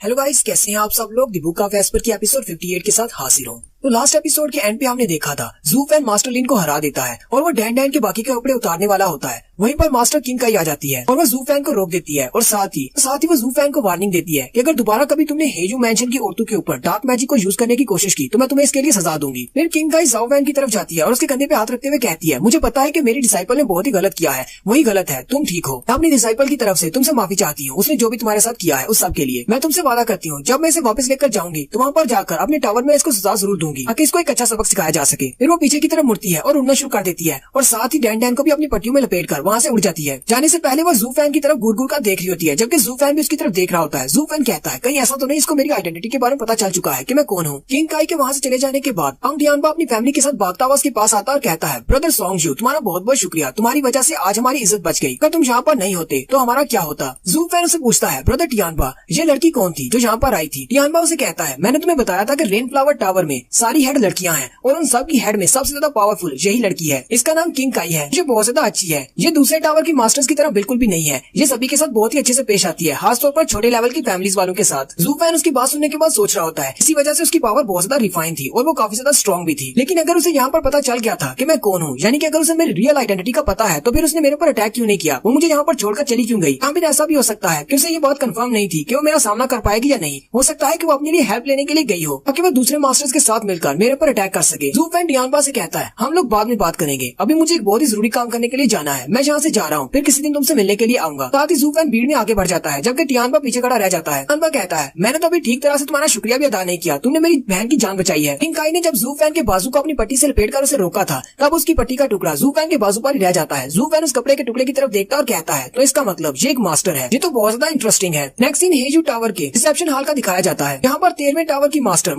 डूडन बैठी होती है फैमिली के लोगों को वेलकम करने के लिए। मास्टर लिन के डैड भी यहीं पर बैठे होते हैं। डू डैन उनसे कहती है, एल्डर लिन आप कब से मेरी बॉडी को घूरे जा रहे हैं? कहीं ऐसा तो नहीं कि मेरी बॉडी के ऊपर कुछ गंदा लगा हुआ है जिसको आप घूर कर देख रहे हैं ताकि मैं उसे साफ कर दूं? एल्डर लिन उसे शर्माते हुए कहते हैं, नहीं ऐसी कोई बात नहीं है मास्टर डू डैन, आपकी बॉडी पर कुछ भी ऐसा नहीं है, बस आप बहुत ज्यादा खूबसूरत है, मेरी तो नजर ही नहीं हट रही। एल्डर लिन उसे कहते हैं, मैं तो बस इतना जानना चाहता हूँ कि यहाँ पर मास्टर किंग काई क्यों नहीं है? इस टावर की हेड तो वो है और हमेशा वही हमें वेलकम करने के लिए यहाँ पर होती है, फिर आपको उन्होंने यहाँ पर क्यों छोड़ा है? आप तो डू डैन टावर की मास्टर हैं। मास्टर डू डैन से कहती है, क्या आपको लगता है कि मैं अपने गेस्ट को अच्छी तरह से एंटरटेन नहीं कर सकती जो आपको मास्टर किंग काई की जरूरत है? मैं आपको एंटरटेन करने में इतनी ज्यादा बुरी हूँ? एल्डर उसकी बात सुनने के बाद हंसना शुरू कर देते हैं और कहते हैं, नहीं ऐसी बात नहीं है, तुम तो वाकई में बहुत ज्यादा खूबसूरत हो और बहुत ज्यादा अच्छी भी हो, जो कि हमारे सामने बहुत ही मेहनत से बैठी हुई है। जबकि योमिंग वैली के फिफ्थ एल्डर भी वहीं पर बैठे होते हैं। वो ये सब कुछ देखकर गुस्सा हो जाते हैं और एल्डर से कहते हैं, ओए अंकल, मैं जहाँ पर तुम दोनों का फ्लर्ट देखने के लिए नहीं आया, मैं यहाँ पर 100 पील फेस्टिवल को अटेंड करने के लिए आया हूँ, इसलिए तुम दोनों अपना ड्रामा बंद करो। और अगर ये फेस्टिवल जल्दी ही स्टार्ट नहीं होता तो मैं जहाँ से जा रहा हूँ, मुझे और भी बहुत सारे जरूरी काम होते हैं, मेरे पास इतना टाइम नहीं है तुम्हारे साथ वेस्ट करने के लिए। डू डैन उसे कहती है, योमिंग वैली के फिफ्थ एल्डर, तुम्हें यहाँ पर आराम से बैठना चाहिए, पता नहीं तुम्हारे अंदर इतना ज्यादा गुस्सा कहाँ से आ गया है। बाइडन फेस्टिवल को कब स्टार्ट करना है? बाइडन फेस्टिवल यानी 100 पील फेस्टिवल, वो उसे कहती है इसको कब स्टार्ट करना है ये तो किंग काई ही आकर डिसाइड करेगी। और वैसे भी यहाँ पर 7 फैमिली से और कोई भी मेंबर नहीं आया, बाकी की फैमिलीज को भी तो आने दो, उसके बाद ही डिसाइड करेंगे कब फेस्टिवल को स्टार्ट करना है। एल्डर उसे कहते हैं, तुम इसकी बातों को इग्नोर करो, ये तो बस एक बच्चा है जिसे पता नहीं एल्डर किसने बना दिया। और वैसे भी मुझे पता है कि ये गुस्से में क्यों है, क्योंकि जब से एक लड़के ने इनके 3 मास्टर्स को मार डाला है, इनके लिए बहुत ही शर्मिंदगी की बात है और ये तो अपना मुंह दिखाने के लायक नहीं रहे। इसी वजह से ये सारे एल्डर्स बहुत ज्यादा गुस्से में हैं। मुझे तो इस बात की समझ नहीं आती कि ये यहाँ पर बाइडन फेस्टिवल को ज्वाइन करने के लिए क्यों आ गए हैं, जबकि इन्हें उस लड़के को ढूंढना चाहिए जिसने इनके 3 एल्डर्स को मारा है। मुझे तो ऐसा लगता है कि फिफ्थ एल्डर यहाँ पर बैठे बैठे भी सोच रहे होंगे कि पता नहीं कब कोई यहाँ पर आ जाए और इन्हें मार डाले, क्योंकि इनकी रेपुटेशन बहुत ज्यादा गिर चुकी है और ये सारे लोग उस लड़के से बहुत ज्यादा डरे हुए हैं। अब ये सोच रहे होंगे कि हमारी फैमिली से अगला एल्डर कौन होगा जो कि उस लड़के के हाथों मारा जाएगा। एल्डर की ये सारी बातें सुनकर फिफ्थ एल्डर बहुत ज्यादा गुस्सा हो जाते हैं और गुस्से के साथ उठकर खड़े होते हैं और उसे गाली देते हुए कहते हैं, ये क्या बकवास कर रहे हो तुम? और साथ ही वो चिल्लाते हुए से कहते हैं, एक बार तुम उस लड़के को देख लो, उसके बाद मैं देखूंगा कि तुम्हारे कोहाई फॉरेस्ट में से कितने ज्यादा एल्डर जिंदा बचते हैं, क्योंकि तुम सब लोग तो योमिंग वैली से भी बहुत ज्यादा वीक हो और वो लड़का एक डेविल है। एल्डर भी उसकी बात सुनकर गुस्सा हो जाते हैं और कहते हैं, तो लगता है कि हम लोग कोहाई फॉरेस्ट वाले बहुत ज्यादा वीक हैं जो उसका सामना नहीं कर पाएंगे। और साथ ही वो दोनों अपनी अपनी जगह पर उठकर खड़े हो जाते हैं, दोनों अपनी अपनी पावर्स को रिलीज करते हैं। जैसे ही वो एक दूसरे के साथ फाइट करने लगते हैं, वहीं पर एक और नोबल फैमिली का मेंबर आ जाता है। ये भी 7 बड़ी फैमिलीज में से एक फैमिली से है जिसका नाम मेडिसन किंग फैमिली है और उनके एल्डर का नाम मेडिसन किंग होता है। मेडिसन किंग एल्डर उनसे कहते हैं, अगर तुम दोनों यहाँ पर फाइट करने वाले हो तो मुझे भी काउंट इन कर लो, मैं भी जब फाइट करना चाहूंगा। जबकि मेडिसन किंग के साथ उसका एक शागिर्द भी होता है, यानी उसका स्टूडेंट। वो अपने मास्टर से कहता है, मास्टर आप तो वाकई में बहुत ही पावरफुल इंसान है। ऐसे ही आप इस रूम में एंटर हुए, योमिंग वैली के मास्टर और कोहाई फॉरेस्ट के मास्टर वो दोनों ही चुप हो गए, यानी कि वो आपसे बहुत ज्यादा डरते हैं। मेडिसन किंग के स्टूडेंट की बात सुनकर वो दोनों ही एल्डर बहुत ज्यादा गुस्सा हो जाते हैं। फिफ्थ एल्डर गुस्से के साथ मेडिसन किंग से कहते हैं, मेडिसन किंग तुम्हें अपने स्टूडेंट को कुछ मैनर सिखाने चाहिए, क्या तुम्हें नहीं लगता कि वो बहुत ज्यादा बिगड़ा हुआ है? क्या उसे इतनी तमीज नहीं कि अपने सामने मौजूद बड़े एल्डर्स के साथ किस तरह बात करनी है? मेडिसन किंग आगे से अपने स्टूडेंट को समझाने की बजाय हंसना शुरू कर देता है और कहता है, मुझे लगता है कि तुम्हें थोड़े डिसिप्लिन की जरूरत है, ये तो सिर्फ एक बच्चा है, तुम्हें एक बच्चे के साथ इस तरह बात नहीं करनी चाहिए। मेडिसन किंग का स्टूडेंट भी कहता है, फिफ्थ एल्डर तुम तो खुद भी इतने ज्यादा यंग हो कि तुम्हें एक एल्डर कहना भी मुनासिब नहीं होगा, वैसे भी तुम्हारे अंदर एल्डर बनने वाला कोई एटीट्यूड नहीं है, तो फिर मैं तुम्हें एल्डर कहूंगा ही क्यों? फिफ्थ एल्डर उसकी बात सुनकर बहुत ज्यादा गुस्सा हो जाते हैं, लेकिन कुछ भी नहीं करते और अपनी जगह पर रुक जाते हैं। एल्डर लिन आगे बढ़ते हैं और कहते हैं, ये तो बहुत ही अच्छा हो गया कि यहाँ पर बाइडन फेस्टिवल में 4 बड़ी नोबल फैमिली से लोग आए हुए हैं। पहले तो मुझे लगा था कि इस बाइडन फेस्टिवल को मैनेज करना बहुत ज्यादा मुश्किल होगा, लेकिन अब जबकि यहाँ पर एल्डर जैन यानी कि मेडिसन किंग आ चुके हैं, तो इसका मतलब ये फेस्टिवल बहुत ही अच्छे से हो जाएगा, कोई भी मसला क्रिएट नहीं होगा। मेडिसन किंग आगे से हंसना शुरू कर देते हैं और कहते हैं, तुम्हें मेरे साथ इस टोन में बात नहीं करनी चाहिए, क्योंकि मुझे पता है कि तुम अंदर से मुझे बिल्कुल भी देखना पसंद नहीं करते, तुम मुझसे नफरत करते हो, इसलिए मेरे सामने ड्रामा करना बंद करो। मेरा यहाँ पर आना तो बनता था क्योंकि मैं मेडिसन किंग हूँ और इस फेस्टिवल का नाम 100 पील फेस्टिवल है जो कि मेडिसन के बारे में है। अगर मेडिसन किंग यहाँ पर नहीं होगा तो फिर ये फेस्टिवल कैसे हो सकता है? मेडिसन किंग वहाँ पर हंस कर अपनी तारीफ कर रहे होते हैं। उसी वक्त डू डैन उनसे कहती है, एल्डर यहाँ पर आपको तो इन्वाइट किया ही नहीं गया, फिर आप लोग यहाँ पर किस चक्कर में आ गए हैं? मुझे याद है कि हेयू सिटी से किसी ने भी आपको इन्वाइट नहीं किया, आप तो यहाँ पर बिन बुलाए चले आए हैं। मेडिसन किंग उसे कहते हैं, इस बात से क्या फर्क पड़ता है कि तुम लोगों ने हमें बुलाया है या नहीं? मेडिसन किंग का यहाँ पर होना लाजमी है और वैसे भी इस पूरे टीनियो एम्पायर में मैं जहाँ चाहे वहाँ पर जा सकता हूँ, ऐसा कोई भी नहीं जो मुझे रोक सके। अगर तुम्हारे अंदर हिम्मत है तो मुझे रोक लो। मास्टर डू डैन भी उसकी बात सुनकर बहुत ज्यादा गुस्सा हो जाती है और जैसे ही आगे बढ़ने लगती है, एल्डर उसे रोक लेते हैं और कहते हैं, शांत हो जाओ, यहाँ पर फाइट करने की जरूरत नहीं। मेडिसन किंग का स्टूडेंट हंसना शुरू कर देता है और कहता है, मास्टर आपने बिल्कुल ठीक कहा था, ये लड़कियां तो बिल्कुल बेवकूफ होती हैं, ये तो अपने गुस्से पर भी कंट्रोल नहीं रख पा रही। आपने कहा था कि लड़कियां मिलकर किसी भी कंट्री को नहीं चला सकती और ये लोग यहाँ पर हेड बनकर बैठी हुई हैं, पता नहीं इनको हेड किसने बना दिया है। जो एम्पायर में टोटल 7 नोबल फैमिलीज हैं और इन 7 नोबल फैमिलीज में से सबसे ज्यादा वीक फैमिली इनकी रेन फ्लावर फैमिली है। वो तीनों ही एल्डर उसकी बात सुनकर बहुत ज्यादा गुस्सा हो जाते हैं और कहते हैं, ये मेडिसन किंग तो बहुत ज्यादा बुरा है, यही बुरा नहीं बल्कि इसका स्टूडेंट भी इसके जैसा ही है, वो भी बहुत ज्यादा बदतमीज है, उसे किसी से बात करने की तमीज भी नहीं है। यहीं पर किंग काई की एंट्री होती है। वो आते ही स्टूडेंट से कहती है, लिटिल ब्रदर तुम्हें इस तरह की बात नहीं करनी चाहिए, चाहे हमारी फैमिली सबसे ज्यादा वीक फैमिली है, लेकिन पिछले 1000 साल से हमारी फैमिली यहीं पर है, टीन्यू एम्पायर में। कभी किसी ने हम पर अटैक नहीं किया और ना ही हमने किसी पर अटैक किया है, और इसके लिए भी हमारी एक अपनी रीजन है। इसके लिए तुम हमें क्रिटिसाइज नहीं कर सकते। डूडान उसे देखकर बहुत ज्यादा खुश हो जाती है और कहती है, सीनियर सिस्टर चलो शुक्र है तुम यहाँ पर आ गई, मैं तो बहुत ज्यादा परेशान थी, तुम पता नहीं कहाँ पर चली गई थी। मेडिसन किंग एल्डर यहाँ पर बिना बुलाए चले आए हैं और मुझे नहीं पता कि इनके साथ क्या करूँ। ये यहाँ पर बहुत ज्यादा बदतमीजी भी कर रहे हैं। मास्टर किंग काई उसे कहती है, मैं तुम्हारे स्टूडेंट्स के मसलों को हल कर रही थी। मैंने तुम्हें कितनी बार कहा है कि अपने स्टूडेंट्स को समझाया करो। इस तरह के मसले क्रिएट करने से हमारी रेपुटेशन में कमी आती है। वो जाकर छोटी फैमिलीज के साथ पंगा ले रही थी। मास्टर डूडान कहती है, कौन है वो लड़की, मुझे जल्दी से उसका नाम बताएं, मैं उसको खुद देखती हूँ। साथ ही हाल के बाहर का सीन दिखाते हैं जहाँ पर वो डैन डैन को पकड़ कर लेकर आ रही होती है। एक कार्ड के ऊपर उन्होंने मास्टर लिन को भी लिटा रखा होता है। वो लड़कियां उन सबको लेकर वहाँ पर आ जाती है। एल्डर लिन जैसे ही अपने बेटे को देखते हैं वो भागते हुए उसके पास चले जाते हैं और कहते हैं, टियानचू तुम्हारी ये हालत किसने कर दी, मेरे बेटे को इतना ज्यादा जख्मी किसने किया है। मेडिसन किंग का स्टूडेंट अपने मास्टर से पूछता है, मास्टर इस लड़के को देखकर आपको क्या लगता है, क्या ये बहुत ज्यादा जख्मी है, क्या ये ठीक हो सकता है या नहीं। मेडिसन किंग उसकी बात सुनने के बाद हंसना शुरू कर देता है और कहता है, ना कि ये लड़का इतना ज्यादा जख्मी नहीं है, ये जिंदा तो रहेगा, लेकिन मुझे नहीं लगता कि ये कभी भी जिंदगी में बाप बन पाएगा। इसकी नस्ल तो यहीं पर खत्म होने वाली है। इसने भी इसके साथ ये सब कुछ किया है। मुझे लगता है कि वो बहुत ज्यादा जालिम था और उसे पता था वो क्या कर रहा है। मेडिसन किंग का स्टूडेंट उनकी बात सुनने के बाद हंसना शुरू कर देता है और कहता है, अगर इनका बेटा इतना ज्यादा वीक है तो मुझे नहीं लगता कि इनके मास्टर भी इतने ज्यादा स्ट्रॉन्ग हो सकते हैं। ये सारी बहुत ज्यादा वीक है। कोहाई फॉरेस्ट वाले को तो नोबल फैमिली होने के लायक ही नहीं होना चाहिए था। एल्डर लिन भी उसकी बात सुनकर बहुत ज्यादा गुस्सा हो जाते हैं और यहीं पर हमारी एपिसोड 58 का एंड होता है। एक्सप्लेनेशन अच्छी लगी हो तो कमेंट करके जरूर बताएं। चैनल को सब्सक्राइब कर दें, वीडियो को लाइक और शेयर कर दें। शुक्रिया।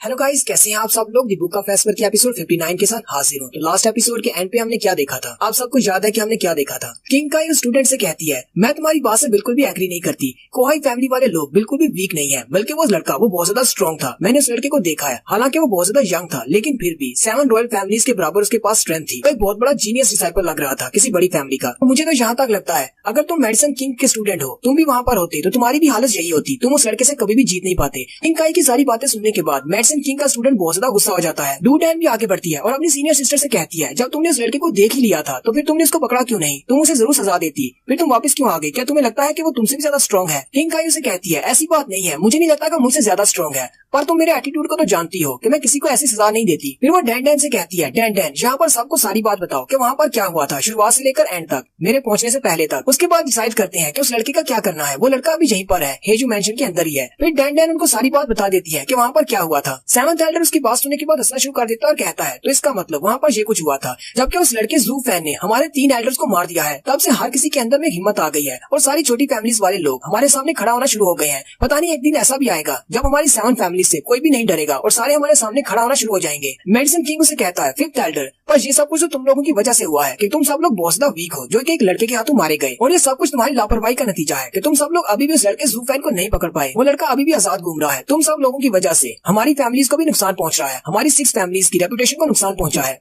5th एल्डर उसे कहते हैं, हाँ ये बात बिल्कुल ठीक है कि ये सब कुछ हमारी वजह से हुआ है, लेकिन यहाँ पर बात बहुत ज्यादा अलग है। मास्टर लिन को एक लड़के ने पीटा है, तो अगर एल्डर लिन वहाँ पर जाकर उस लड़के को पीट कर अपने बेटे का बदला लेते हैं, ये तो 7 फैमिलीज वालों के लिए और भी ज्यादा बेइज्जती की बात होगी। हालांकि अफसोस की बात तो ये है कि एल्डर लिन अपने साथ अपना कोई भी स्टूडेंट नहीं लेकर आए, वो सिर्फ अपने बेटे के साथ यहाँ पर आए थे। अगर तुम अपने साथ अपना कोई डिसाइपल लेकर आए होते तो तुम उसे वहाँ पर बेचकर उस लड़के से बदला ले सकते थे और शायद डैन डैन की इज्जत भी बच जाती। एल्डर लिन उसकी बात सुनकर बहुत ज्यादा गुस्सा हो जाते हैं, लेकिन उसी वक्त मेडिसन किंग का स्टूडेंट आगे बढ़ता है और डैन डैन का हाथ पकड़ते हुए कहता है, डैन डैन के लिए मैं बदला लूंगा, और साथ ही वो उसका हाथ पकड़कर बाहर चला जाता है और उड़ते हुए वहाँ से चला जाता है। डू डैन भी उसकी सरकत से काफी ज्यादा गुस्सा हो जाती है और कहती है, इस लड़के में तो वाकई में कोई तमीज नहीं है, ये लड़का बहुत ज्यादा बिगड़ा हुआ है, ये मेरी आंखों के सामने मेरी स्टूडेंट को यहाँ से लेकर चला गया। मेडिसन किंग भी आगे बढ़ता और कहता है, इस दुनिया में औरतों को हमेशा मर्दों का पीछा करना चाहिए, यानी उन्हें सिर्फ मर्दों को फॉलो करना चाहिए, वरना ये दुनिया नहीं चल पाएगी। अगर तुम लड़कियां अपने लिए किसी से बदला नहीं ले सकते तो फिर तुम्हारा ये टावर ज्यादा देर तक नहीं टिकेगा। और साथ ही मेडिसन किंग भी वहाँ से उड़ जाते हैं अपने स्टूडेंट के पीछे पीछे। 5th एल्डर कहता है, मुझे लगता है कि मेडिसन किंग ने कुछ रियलाइज किया है, इसलिए वो अपने स्टूडेंट के पीछे गया है, मुझे भी उसके पीछे जाना चाहिए, और वो भी उसके पीछे पीछे उड़ जाता है।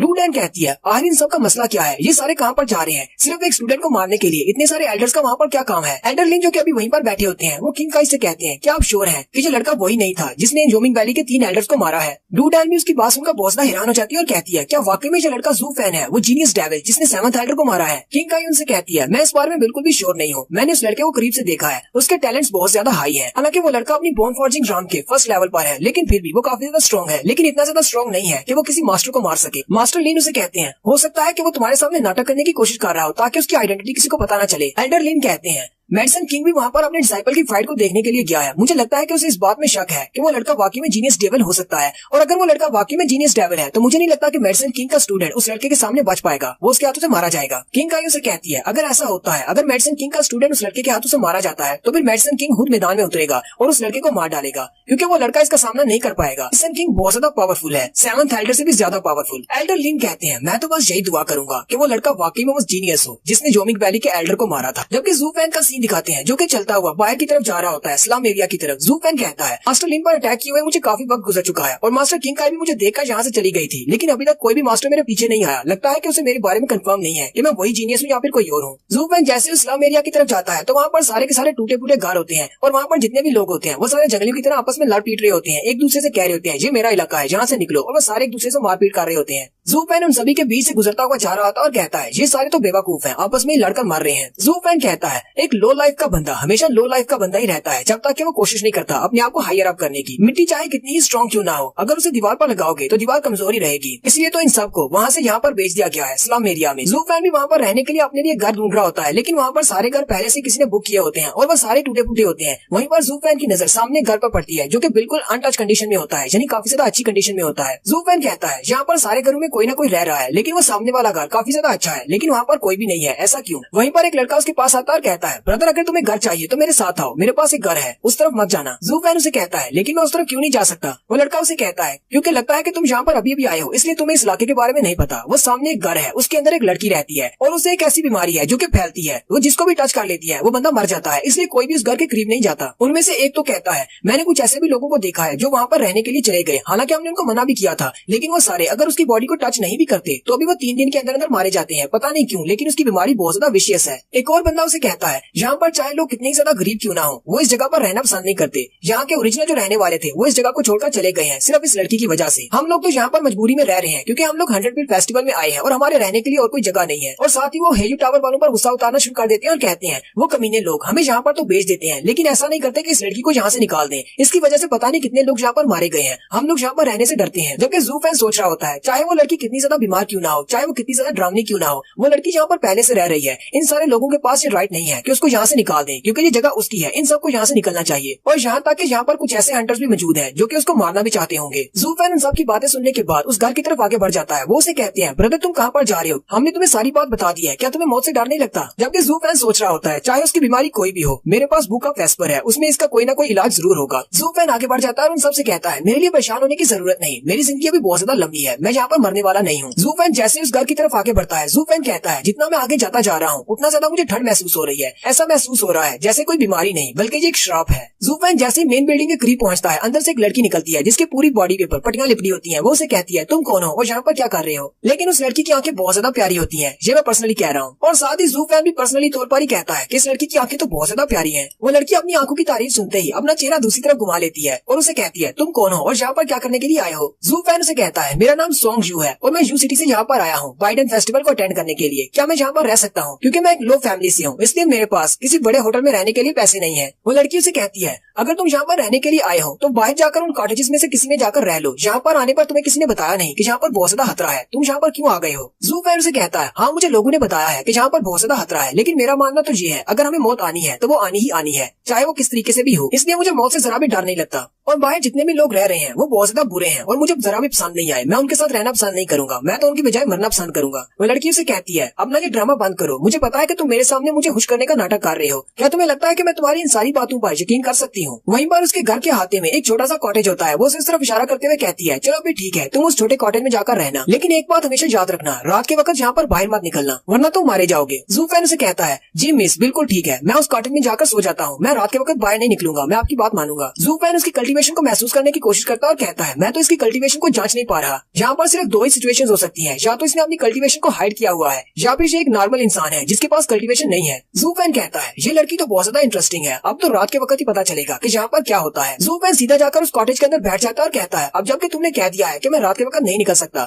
लेकिन फिर भी मेरे पास ऐसा कुछ है जो रात के वक्त बाहर निकल सकता है। आज रात में तुम्हारे इस राज का पर्दा उठाकर रहूंगा कि रात के वक्त तुम यहाँ पर क्या करती हो और लोग यहाँ पर कैसे मारे जाते हैं। ज़ू फैन थोड़ी देर के लिए वहीं पर सो जाता है और रात के वक्त उसे जाग आ जाती है, क्योंकि उसी वक्त उसे एक फॉर्मेशन के ओपन होने का अंदाजा होता है। ज़ू फैन जल्दी से उठकर बैठ जाता है और कहता है ये तो किसी ने फॉर्मेशन को ड्रा किया है। ज़ू फैन अपने पास एक छोटी बॉटल निकालता है जिसके अंदर एक पिल होती है जो कि इनविंसिबिलिटी के लिए होती है। ज़ू फैन अपने ब्लडी बेबी को निकालता है और वो पिल उसको खिला देता है जिससे वो किसी को दिखाई नहीं देता। ज़ू फैन कहता है अब जबकि मेरे ब्लडी बेबी ने इस पिल को खा लिया है, अब कोई भी मास्टर यहाँ पर आ जाए वो मेरे ब्लडी बेबी को नोटिस नहीं कर पाएगा। ज़ू फैन कहता है जाओ मेरे ब्लडी बेबी और मुझे देखकर बताओ बाहर क्या हो रहा है। ज़ू फैन का ब्लडी बेबी जैसी बाहर जाता है तो कोर्टयार्ड के सेंटर में वो लड़की एक फॉर्मेशन बनाकर उसके सेंटर में बैठी कुछ कर रही होती है। ज़ू फैन भी देखकर बहुत ज्यादा हैरान हो जाता है और कहता है ये तो लेवल 3 की जिंजू फॉर्मेशन है। और यहीं पर हमारी एपिसोड 59 का एंड होता है। नेक्स्ट एपिसोड में देखेंगे आखिर इस लड़की को कौन सी बीमारी है और जो लड़की यहाँ पर फॉर्मेशन बनाकर क्यों बैठी हुई है। वीडियो की एक्सप्लेनेशन अच्छी लगी हो तो कमेंट करके जरूर बताएं। चैनल को सब्सक्राइब कर दें, वीडियो को लाइक और शेयर कर दें। शुक्रिया।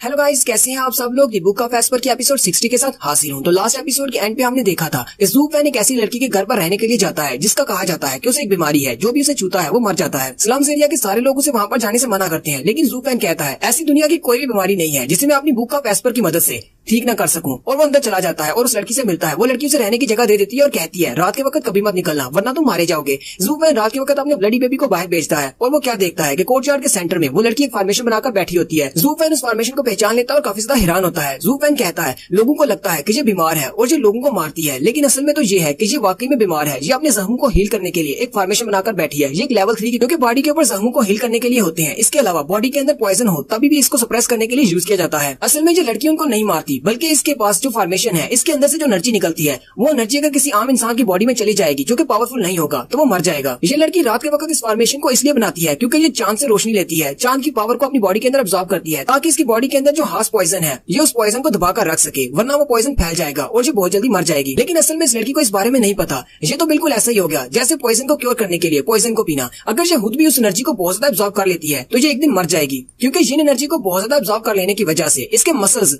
टूट जाएंगे और इसकी वेन्स फट जाएंगी, जिसकी वजह से या तो ये माजूर हो जाएगी यहाँ पे ये बिल्कुल मर सकती है। और अगर ये मरती नहीं है तो इसकी बॉडी के अंदर जो पॉइजन है वो पहले से ज्यादा फैल जाएगा और इसकी पूरी बॉडी को कवर कर लेगा। और अगर वो पॉइजन इसकी बॉडी के अंदर से बहुत ज्यादा फैल जाता है तो मुझे नहीं लगता कि ये लड़की बच पाएगी, वो पॉइजन इस लड़की को मार डालेगा। ज़ू फैन कहता है आखिर इसकी बॉडी के अंदर ऐसा कौन सा हार्श पॉइजन है जिसको सप्रेस करने के लिए इसे मूनजिन की एनर्जी की जरूरत है। ज़ू फैन सारी रात उसको वहीं पर नोट करता है और फिर अपने ब्लडी बेबी को वापस बुला लेता है। जब सुबह होती है तो जाहिर सी बात है चांद डूब जाता है। चांद के गायब होते ही वो अपनी फॉर्मेशन को एंड करती है और उठकर बैठ जाती है। लेकिन उसी वक्त दिखाते हैं ज़ू फैन सामने की तरफ से भागता हुआ आ रहा होता है। ज़ू फैन दूर से उसे माय लेडी कहकर पुकारता है। वो लड़की काफी ज्यादा चौंक जाती है और जल्दी से लकड़ी के कुछ टुकड़े उठाकर अपनी फॉर्मेशन को कवर कर देती है। ज़ू फैन जैसे उसके करीब आता है वो लड़की गुस्से के साथ उसे कहती है मैंने तुमसे पहले ही कहा था कि रात के वक्त यहाँ पर मत निकलना, तुम यहाँ पर क्या कर रहे हो, मैंने तुम्हें समझाया था। ज़ू फैन हंसते हुए उससे कहता है माय लेडी आपने कहा था कि रात के वक्त मत निकलना, लेकिन अब तो सुबह हो चुकी है, सुबह के वक्त तो मैं यहाँ पर आ सकता हूँ। वो लड़की उसकी बात सुनकर हैरान हो जाती है और कहती है ये लड़का तो बिल्कुल ठीक कह रहा है, अब तो सुबह हो चुकी है। और साथ ही वो लड़की उसे कहती है अच्छा ठीक है मैं अपने रूल्स को चेंज करती हूँ, अगर तुम्हें यहाँ पर मेरे साथ रहना है तो फिर जाकर उस टूटे से घर में जाकर बैठ जाओ, यहाँ पर घुमा फिरा मत करो। अब तुम्हारे लिए रूल अलग है, तुम रात के वक्त तो क्या दिन के वक्त भी यहाँ पर नहीं निकल सकते, और अगर तुम ऐसा नहीं करते जैसा मैंने तुमसे कहा है तो तुम यहाँ से जा सकते हो, मुझे तुम्हारी यहाँ पर कोई भी जरूरत नहीं है।